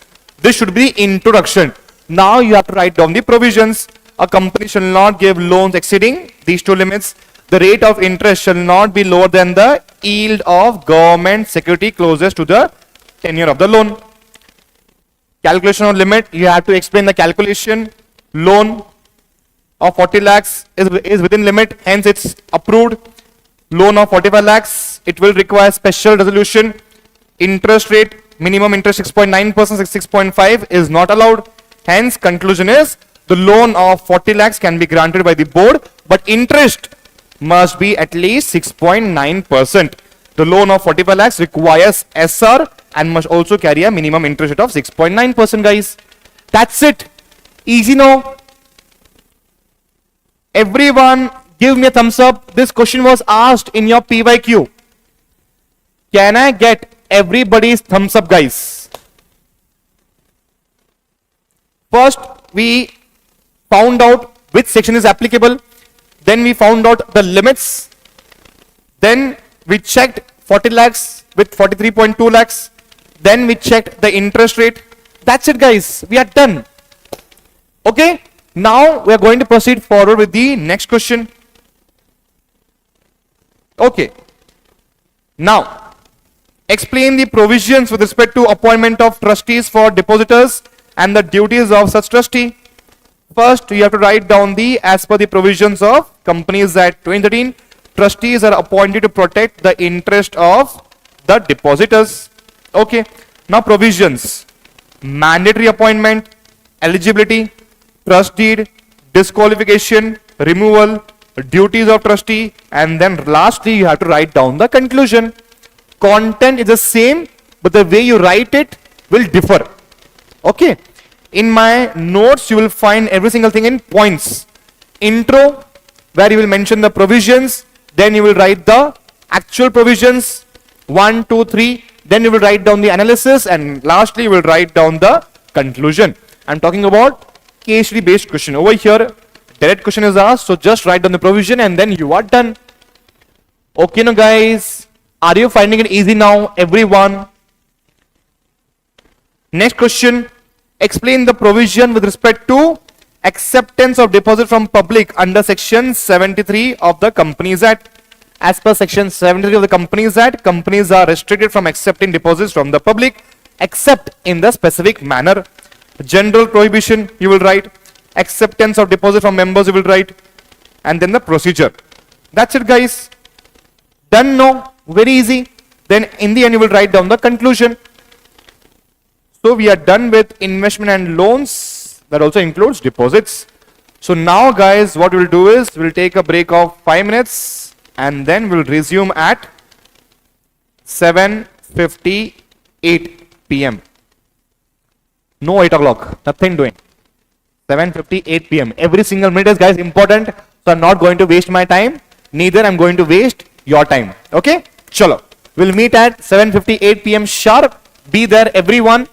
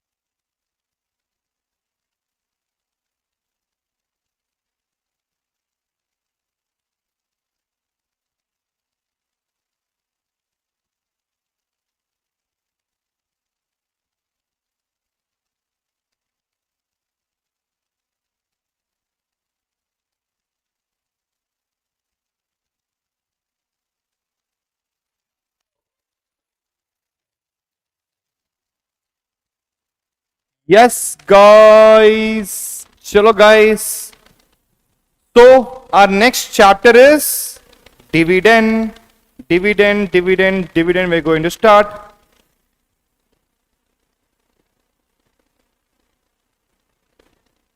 Chalo, guys. Now, quickly tell me what is the meaning of dividend. Dividend means distribution of company's profits to its shareholders. Very easy. What is the meaning of dividend? Distribution of company's profits to its shareholders. Dividend also includes interim dividend. Can anyone tell me in the chat box what is the difference between interim dividend and a final dividend? So dividend is always paid out of profit. It means what? ABC Limited earns 10 lakh rupees. It declares 2 lakh as dividend. If there is no profit, company cannot pay dividend except from free reserve. We are going to come to that later. Okay, sir. Chalo. Basic rules for dividend. Number one is it is always paid out of profits. Two types of dividend, final dividend and interim dividend. Final dividend is, guys, recommended by whom? Recommended by the board of directors, but is approved by whom? Shareholders at the AGM. Final dividend is recommended by the board of directors and is approved by the shareholders at the AGM. Now the important question over here is, can shareholders try to increase the rate of dividend? The answer is absolutely no. Shareholders cannot increase the rate of dividend. Dividend is calculated on face value. Now people, let's understand this. What is the meaning of face value? Dividend, supposing face value is 10 rupees per share, market value is 200 rupees per share, but you will pay dividend on the face value. Okay, sir. Now, can shareholders increase the dividend at the AGM? Question has been asked. Same question was asked in your PYQs. No, shareholders may approve or reduce, but they cannot increase the rate of dividend. Understand this one thing. Okay, chalo. Now next question is, can minority shareholder object to a reduction in the dividend? Minority shareholder can raise objections and question at the AGM, but at any cost they cannot compel the board to declare a higher dividend. So they can raise objection, they can ask question, but at any cost they cannot increase or compel the board to increase the dividend. Okay, sir. Now, types of dividend, final dividend and interim dividend. Final dividend is recommended by a board and is declared by the shareholders at the AGM. No need of AOA provision because companies that clearly says that you can declare dividend, cannot be revoked. Once dividend has been declared, you cannot take it back. It's a serious offense. Now, what is the meaning of interim? Interim means what? When you pay dividend between two AGMs, that is called as interim dividend. When you pay dividend between the two AGMs, this is called as interim dividend. Must be allowed in the AOA because you are allowing the board to declare interim dividend. You should first get powers from the articles of association. Now, from where can you declare interim dividend? From current year's profits, from past year's profits, that does not include any adjustment, as well as profit and loss surplus that includes adjustment. Must be ratified in the AGM. Shareholders must say yes to the dividend. And last is, can be revoked, but only with the consent of all the shareholders. Very easy, guys. Everyone with me? Yes, correct. Now, special rule for interim dividend. If company has got a loss till the last quarter, dividend rate has to be less than the average of 3 years dividend. Now let's understand this. ABC Limited has got a dividend history. Year 1 8%, year 2 10%, year 3 12%. Average is 10%. So company has lost till the last quarter. So interim dividend cannot be more than the 10%. If you have suffered a loss, interim dividend cannot be more than the average of last 3 years dividend rate. Very easy, guys. Based on such small provisions, a case study based question can be asked. Okay, sir. Now next comes the most important part of the chapter, and that is section 123 of the Companies Act. Basic rule: a company cannot declare or pay dividend freely. Dividend can be declared only from legally permitted sources. Now, sir, what are the sources? From exactly where can we pay dividend? Can we pay dividend from securities premium? Can we pay dividend from capital reserve? Can we pay dividend from capital profits? What are the sources from where we can pay dividend? Dividend can be paid from 4 sources. Number 1 is current year profits after you arrive at depreciation. Past year's profit, that is free reserves. Third is both, and fourth is government has given you fund. If you don't have money, government has given you fund. Using these fund, you can give as dividend. Then it's completely fine. So 4 sources from where you can pay dividend. Number 1 is current year profit, past year's profit. Number 3 is both, and number 4 is government funds. Okay, sir. Now let's understand them one by one. What is the meaning of current year profit? Company earns 5 lakh rupees profit. After charging depreciation, can declare dividend from this profit.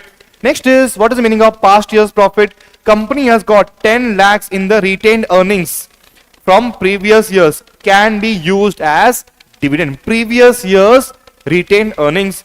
Next is, what is the meaning of capital profits? We're going to understand over here. Important adjustments. While calculating profits, you cannot include unrealized gains, you cannot include notional gains, you cannot include revaluation gains. Sir, what is the meaning of this gains? Let's understand this one by one. Example of notional gain. Where is it? Notional gain. Accounting entry shows gain due to valuation change but no income. Ignore it. Supposing my iPad today is worth 1 lakh rupees. But while preparing accounts, it was found out that my iPad is worth 1 lakh 10,000 rupees. Does that mean that I have received 10,000 rupees profit? No. So you cannot take that profit into consideration. Next is revaluation gains. Building revalued from 20 lakh to 30 lakh rupees. 10 lakh rupees increase cannot be used as a dividend. Okay, sir. Now next is revaluation gains is an unrealized gains. Land value increased from 10 lakh rupees to 15 lakh rupees. But did you receive money, guys? No. So you cannot include such profits to pay dividend. So guys, tell me quickly sources of dividend. Current year's profit, past year's profit, both are government fund. Important adjustments. While we are calculating profits, you cannot include unrealized gains, notional gains, revaluation gains. Important rules, people. While you declare dividend, past losses and depreciation must be adjusted first. Very, very important.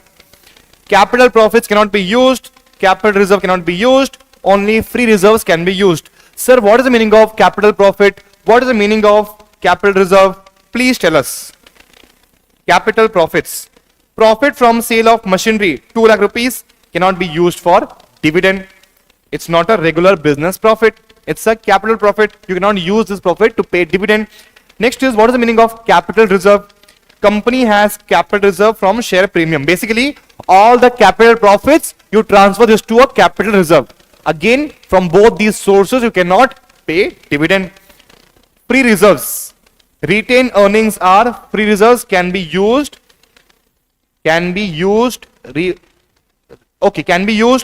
Revaluation reserve cannot be used. That's it, guys. Very easy, no? So important rules. Number 1, past year losses and depreciation, you have to set it off. Number 2, capital profits cannot be used. Capital reserve cannot be used. And last is, only free reserves are allowed. Transfer to reserves. Company has got an option to transfer profits to reserves. It is not compulsory.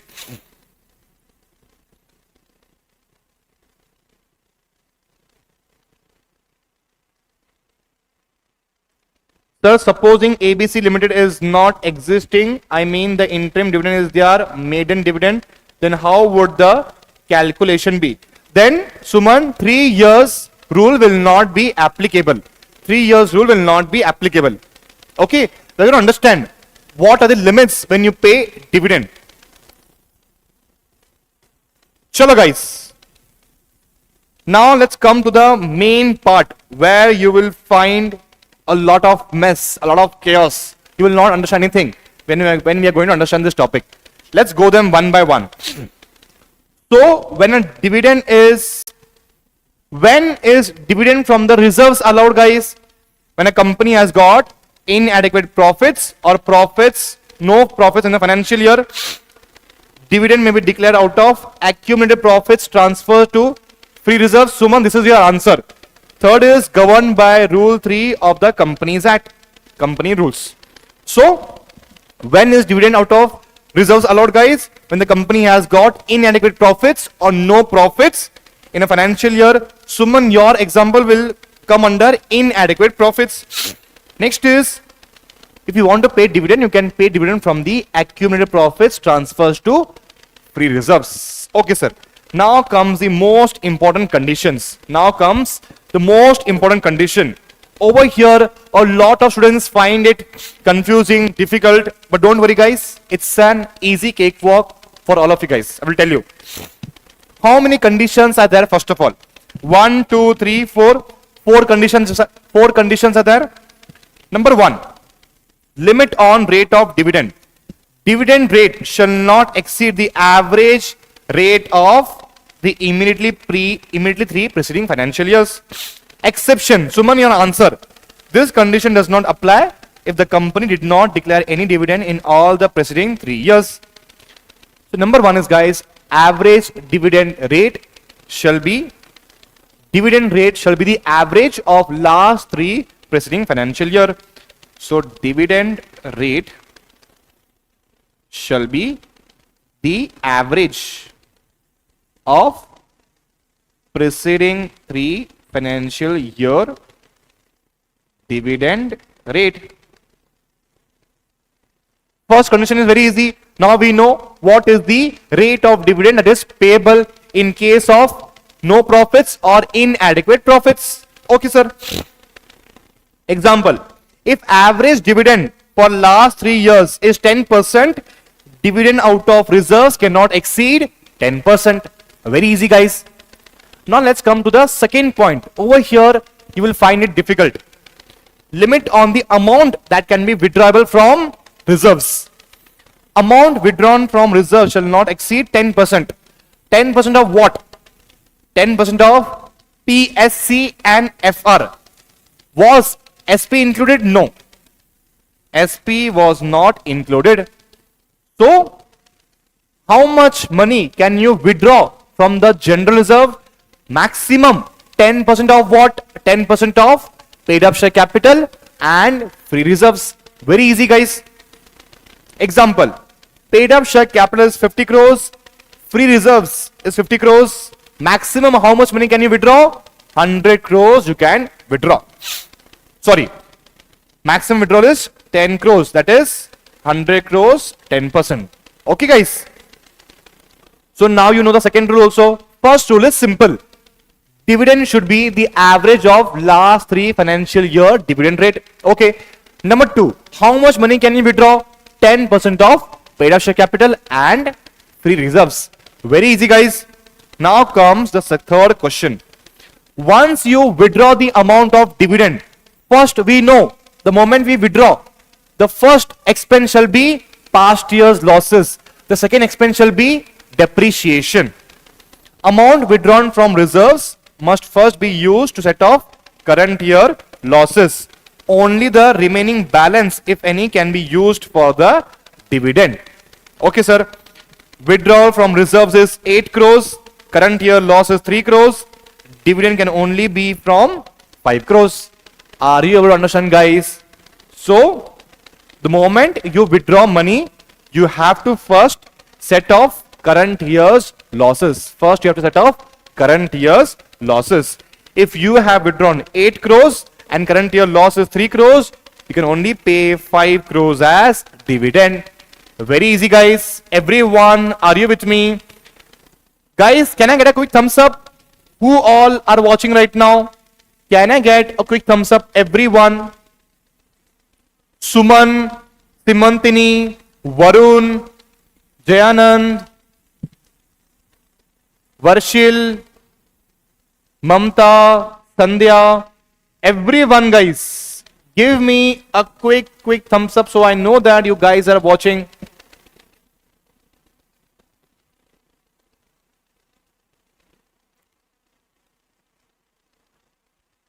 Perfect. So now that you have withdrawn money, now that you have set off past year's losses, now what you are going to do is minimum reserve balance requirement. What does this say? After withdrawal, reserves must not fall below 15% of paid up share capital. If 100 rupees is there in the reserve, you can withdraw money, but make sure that you keep 15 rupees minimum in the. Sorry guys. Yes guys. So 100 rupees is there in the reserve. You have to make sure that 15 rupees 15 rupees is lying in the general reserve minimum. Sir, now enough with the theory. Let's come to the practical. Let's come to the numerical. See. Paid up capital is 50 lakhs. Free reserves is 50 lakhs. Loss is 8 lakh rupees. Last 3 years, dividend rate is 8%, 10%, 12%. Average is 10%. Step 1, you are going to find out the rate of dividend. That is 10%. Okay, sir. Now, how much money can you withdraw from the reserves? 10% of paid up share capital and free reserves. Will you take SP into consideration? The answer is no. 10% of 50 plus 50, that is 10 lakh rupees you can withdraw from the reserves. Okay, sir. Now, once you withdraw, first you have to set off losses. Loss is how much, guys? 8 lakh rupees is loss. So 10 lakhs you have withdrawn, 8 lakhs you have to set off losses, 2 lakh rupees. Now you have to check the reserves. Remaining reserves is 50 lakh rupees was there earlier. Now you have withdrawn 10 lakh rupees. Now how much money is lying, guys? 40 lakh rupees is lying right now. Now this is the actual money lying. How much is required minimum? 15% of 50 lakhs, 15% of paid up share capital. That is 7.5 lakhs should be remaining. But how much is remaining? 40 lakh is remaining. That means what? We have complied with the condition. Hence, final dividend allowed is 2 lakh rupees.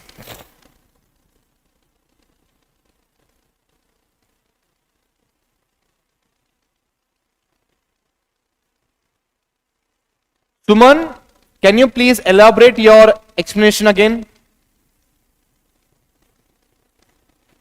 Chalo guys. So, did you understand this rule?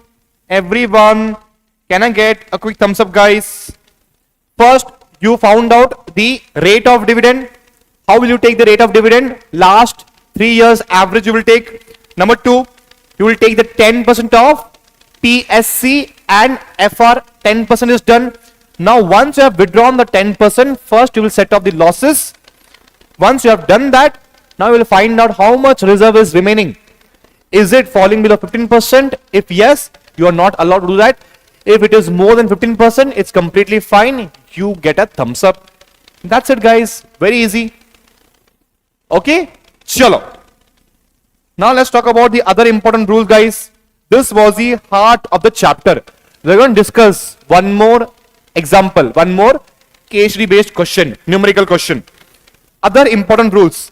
Deposited in a separate bank account. Dividend shall be deposited in a separate bank account with a scheduled bank. Within 5 days from the date of declaration, you have to deposit money in a separate bank account.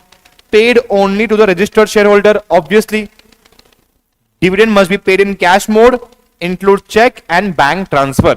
So all these points you must have understood except one point, and that is paid to registered holder. Let's come over here. A sells shares to B. Who is the registered owner? A is the registered owner, but name was not updated in the company's records.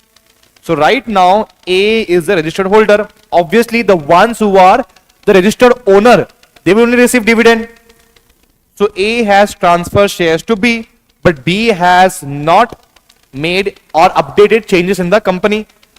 So right now whose name is there, guys? A's name is, guys, so A will only receive dividend.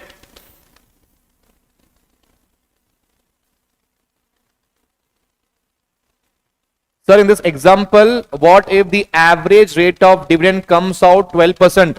Suman, always remember you have to follow all the conditions, not just one condition. You have to comply with all the conditions: reserve check, loss adjustment, withdrawal, and rate. Okay? All the conditions you have to check. If the answer is yes, then you can pay as dividend. Otherwise, you cannot pay as dividend, but all the conditions you have to comply. Okay, guys? Chalo. Now, important clarification. Bonus shares can never be called as dividend, because when you issue bonus shares, it is not cash, it is a capital. So, company declares bonus shares 1:1 instead of paying cash dividend, it is not allowed. You cannot ever replace dividend with the bonus shares. If shares are not transferred yet, dividend goes to a registered shareholder. People, not important. This one is again this topic and this topic. Same. Restriction. Company cannot declare dividend if it has defaulted in the deposits. People, do you remember section 73, 74? If you have default in the deposits, you cannot pay as dividend. Section 8 company, obviously we know they cannot pay dividend. And record date. Can anyone tell me the meaning of record date? People, tell me one thing. Every day transactions happens. Every day buyer, seller, buy shares, sell shares. Every day shareholders keep on changing. Then the important question is, to whom company will pay the dividend? If shareholders keep on changing continuously, to whom the company will pay as dividend? So to solve this problem, company will fix a record date. On this date, whoever were the shareholders, they will receive dividend. It doesn't matter if this guy was a shareholder after record date, if this guy was a shareholder before the record date. Whoever was a shareholder as on the record date will receive dividend. And that is called as record date. People, I have also given you examples. So if you don't understand, you can simply read this example. Okay? Chalo.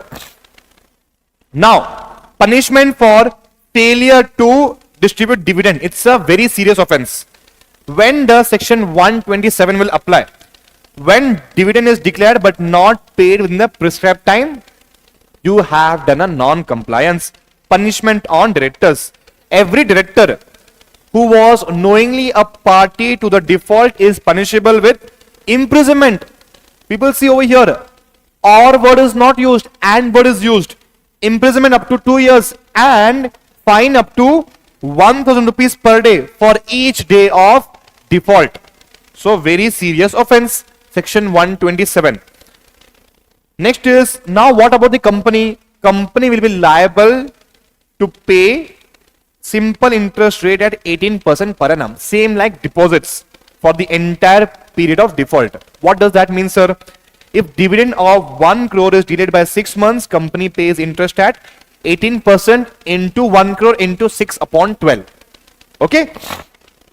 Now comes the most important part, where a lot of times question has come in your exam. Under what situations, even if the company does not pay dividend, it is completely fine, it is completely allowed. Let's understand them. No punishment will apply in the following cases. Payment prohibited by law. Court asked the company not to pay dividend to this guy. Next, shareholders' instructions cannot be complied with. Shareholder has given wrong bank account details. In that case, company cannot pay dividend to a shareholder. Shareholder gives payment instructions which cannot be implemented. Shareholder demands that pay me money by hard cash. It cannot be implemented. Number 3 is dispute over entitlement. So there's a case pending as to who is going to receive dividend, who is entitled to receive dividend. Lawful adjustment. Shareholder has not paid call money. So company has adjusted call money with the dividend It's completely fine. No default on part of the company. So company has tried to pay dividend, but because of some unforeseen circumstances, dividend could not be paid. In that case, company will not be punished. No offense shall be deemed to have been committed where the failure to pay dividend to dispatch the dividend warrant within the time period was not within the powers of the company. I will tell you example. COVID happened, so company could not send dividend. A bank was not working properly. If the delay happens due to the reasons beyond the company's control and the company is not at fault, in that case, guys, company is not liable. I will give you examples.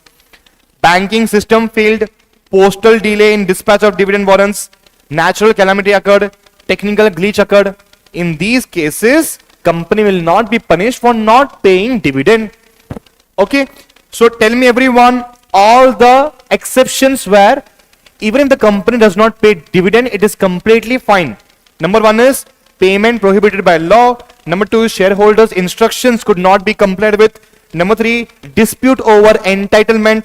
Number four, lawful adjustment. Number five, no default on part of the company. Yes, no default on part of company. Four cases: banking system failure, postal delay, natural calamity, technical glitch. Guys, are you finding dividend chapter very easy? Can I get a quick thumbs up, guys? Everyone, can I get a quick thumbs up?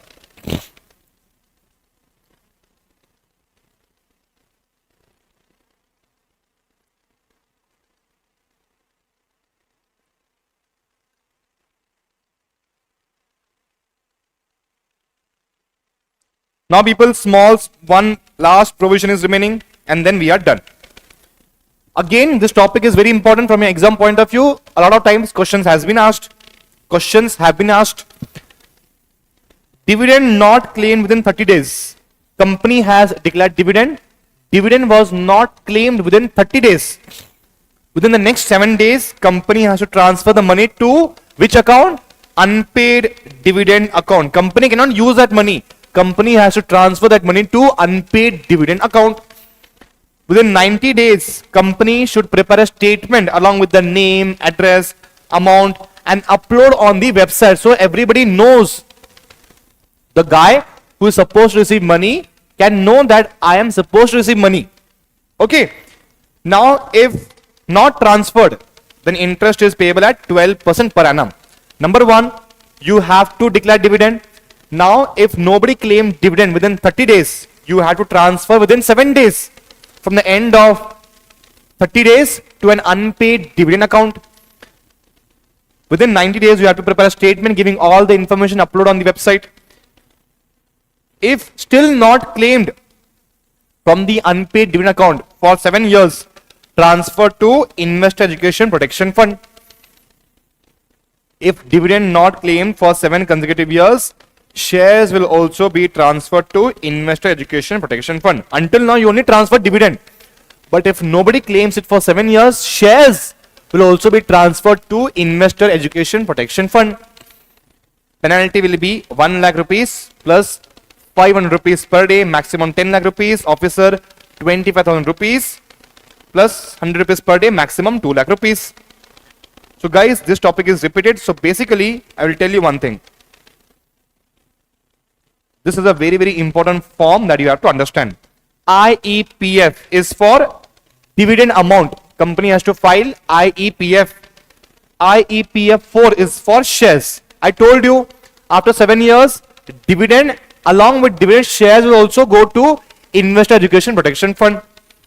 Now, how will shareholder claim all those shares after 7 years, 8 years?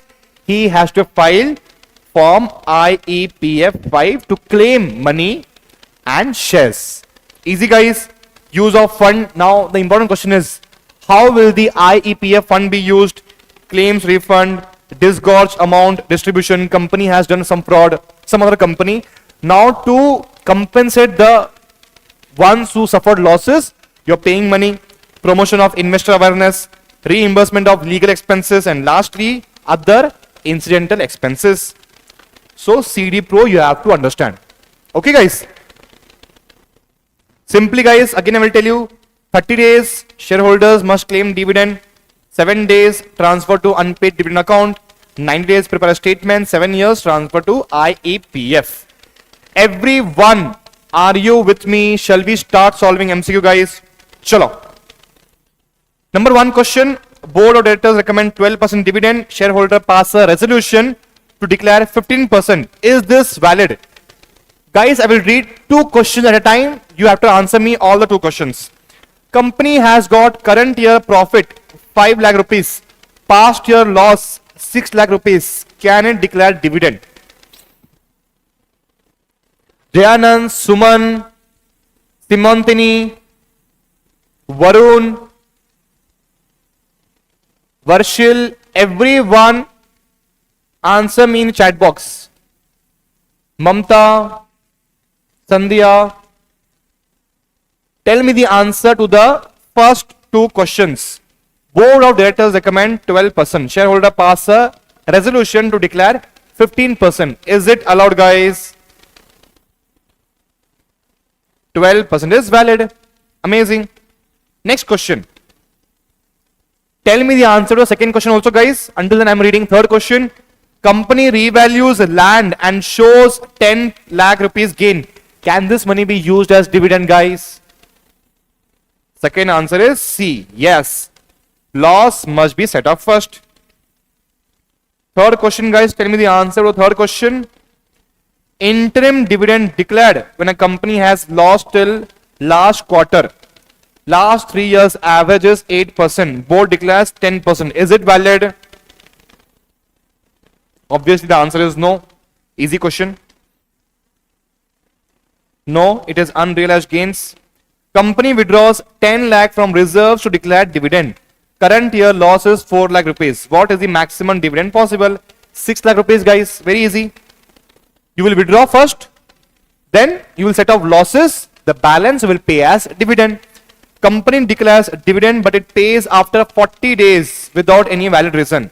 Is it allowed guys? No, because we know that 30 days you have to pay. Dividend is declared but shareholder gives wrong bank details. Can company suffer consequences? No, it is not in the control of the company.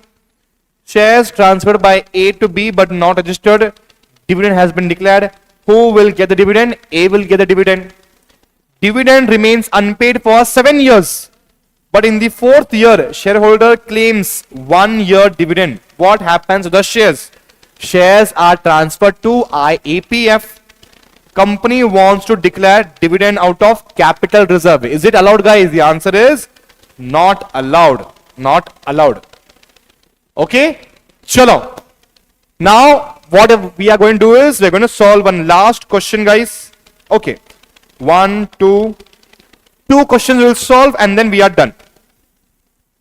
Everyone, I want you to read this question carefully. I will give you 1 minute guys.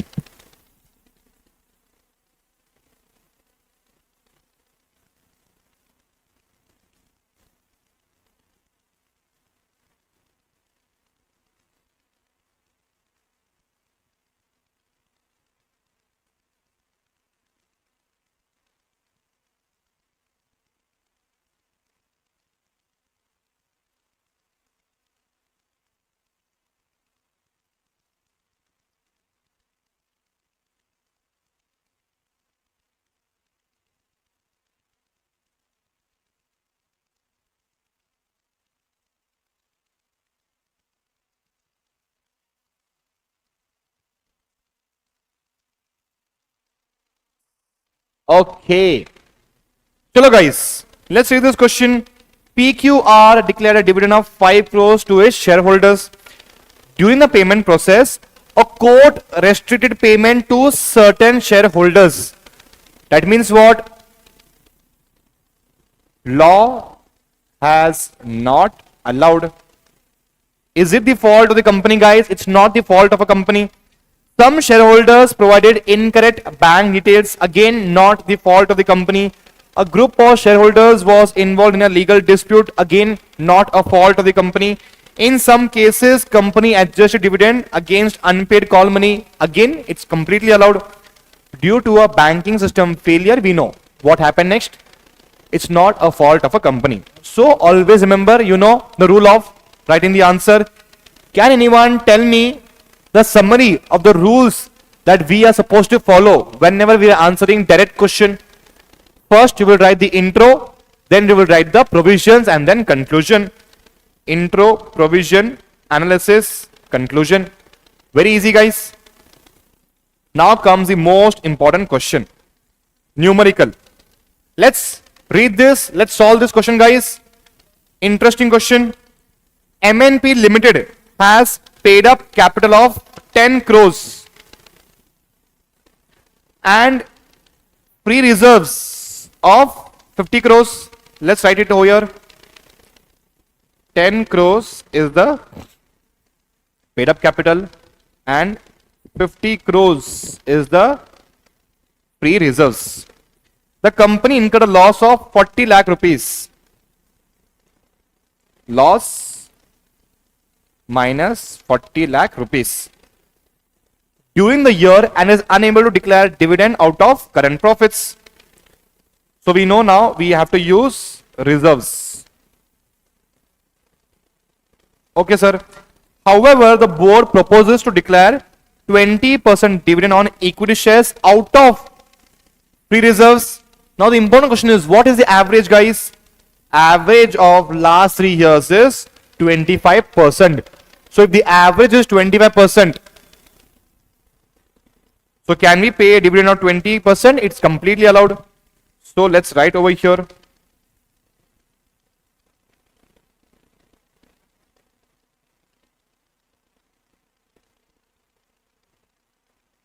Dividend is 20%.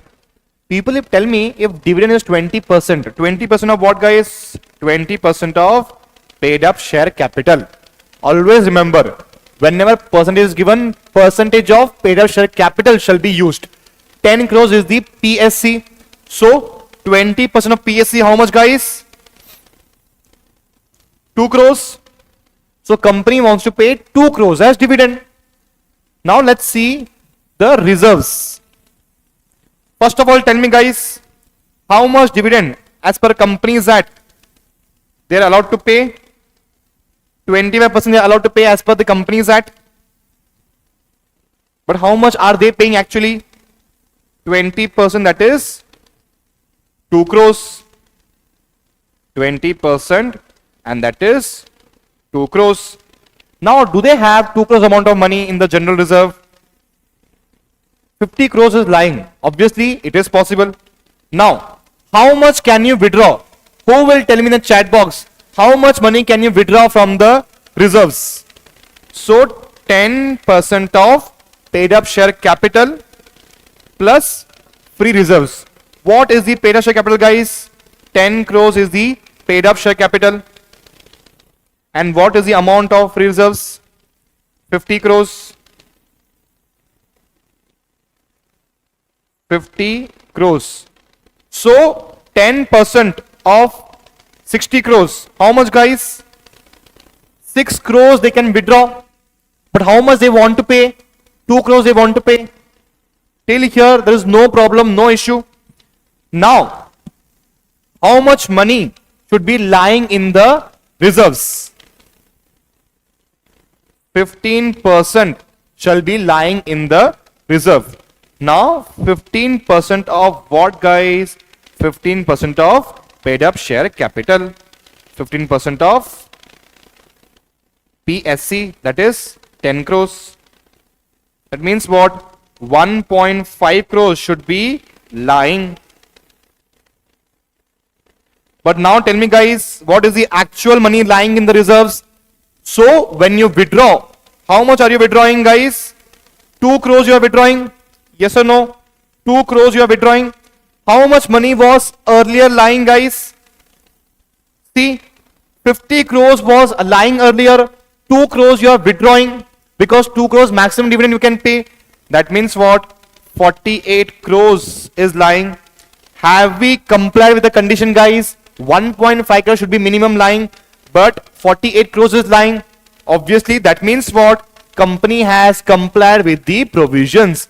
The only difference is when they pay dividend of 2 crores, they have to first set off the losses 40 lakhs. That means what? 1.6 crores dividend they can pay. All the online people, there is no connection between 3 years average rate. There is connection, Suman. See, we know the rate of dividend. How do we calculate the rate of dividend? By taking the average of last 3 years. Yes or no? So, if the question is asked, how much maximum dividend they can pay, over there you are going to use average of last 3 years dividend. But in question it is clearly mentioned that the rate of dividend that they are paying is less than the average rate. So average rate over here is not important. But if in question is asked how much maximum dividend they can pay, over there you have to use average rate. Now that average rate is 25%, 25% of what, Suman? 25% of paid up share capital. So there is a connection. But in this question there is no connection. But if in exam question is asked what is the maximum dividend, then connection you have to use it. Okay guys. So now let's read this guys. So we know 1.6 crores dividend can be paid, 40 lakhs loss set off, completely allowed, company has complied with all the provisions. Now the important question is, how are you going to write down the answer? As per section 123 subsection 1 of the company's declaration and payment of dividend rules 2014, dividend can be paid out of free reserves in case of absence or inadequacy of profit subject to certain conditions. What are the provisions? The rate of dividend shall not exceed the average dividend declared in the last 3 years. Okay sir. Maximum withdrawal condition is the amount withdrawn from reserve shall not exceed 10% of sum of paid up share capital and free reserves. People over here, some word is used. Always use wordings. Never ever use symbols. Don't use plus minus. Never. Set off losses condition. The amount withdrawn shall be first used to set off the losses of the current financial year. And lastly, the balance of reserves after withdrawal shall be 15% of share capital. This is the provision. Now you have to write down the analysis. The proposed dividend rate is 20%, which is lower than the average rate. Therefore, it is completely allowed. Second provision, maximum withdrawal analysis. The maximum permissible withdrawal is 10% of 60 crores, 6 crores, and the proposed dividend is 2 crores. So it is within the limit. Condition is satisfied. Set off losses. First loss will be set off, and lastly 1.5 crores should be lying, but actually 48 crores are lying. 50 crores minus 2 crores dividend. Hence, company has complied with the provisions of dividend rules. So guys, we are done with the 2 chapters, that is investment and loans and dividend. Guys, are you getting confidence now to write the CMA final law paper? Everyone, let me know in the chat box. Are you finding it now easy? Law is so easy, guys. Every single thing we have understood using logic and lots of examples. So, we'll end this lecture, guys. How was today's session? I thought it will be done in 2 hours, but it took us 2 hours 40 minutes. How was the session, guys?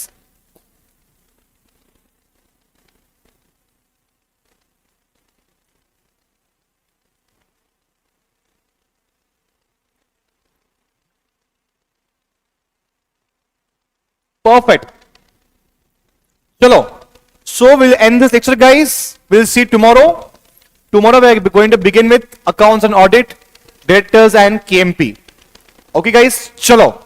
I will end this lecture. Thank you so much for watching. Take care. Eat well, sleep well, study well. I will see you tomorrow. Bye bye. Welcome, guys. Welcome. Bhai, keep going. Thank you so much, guys. Thank you so much.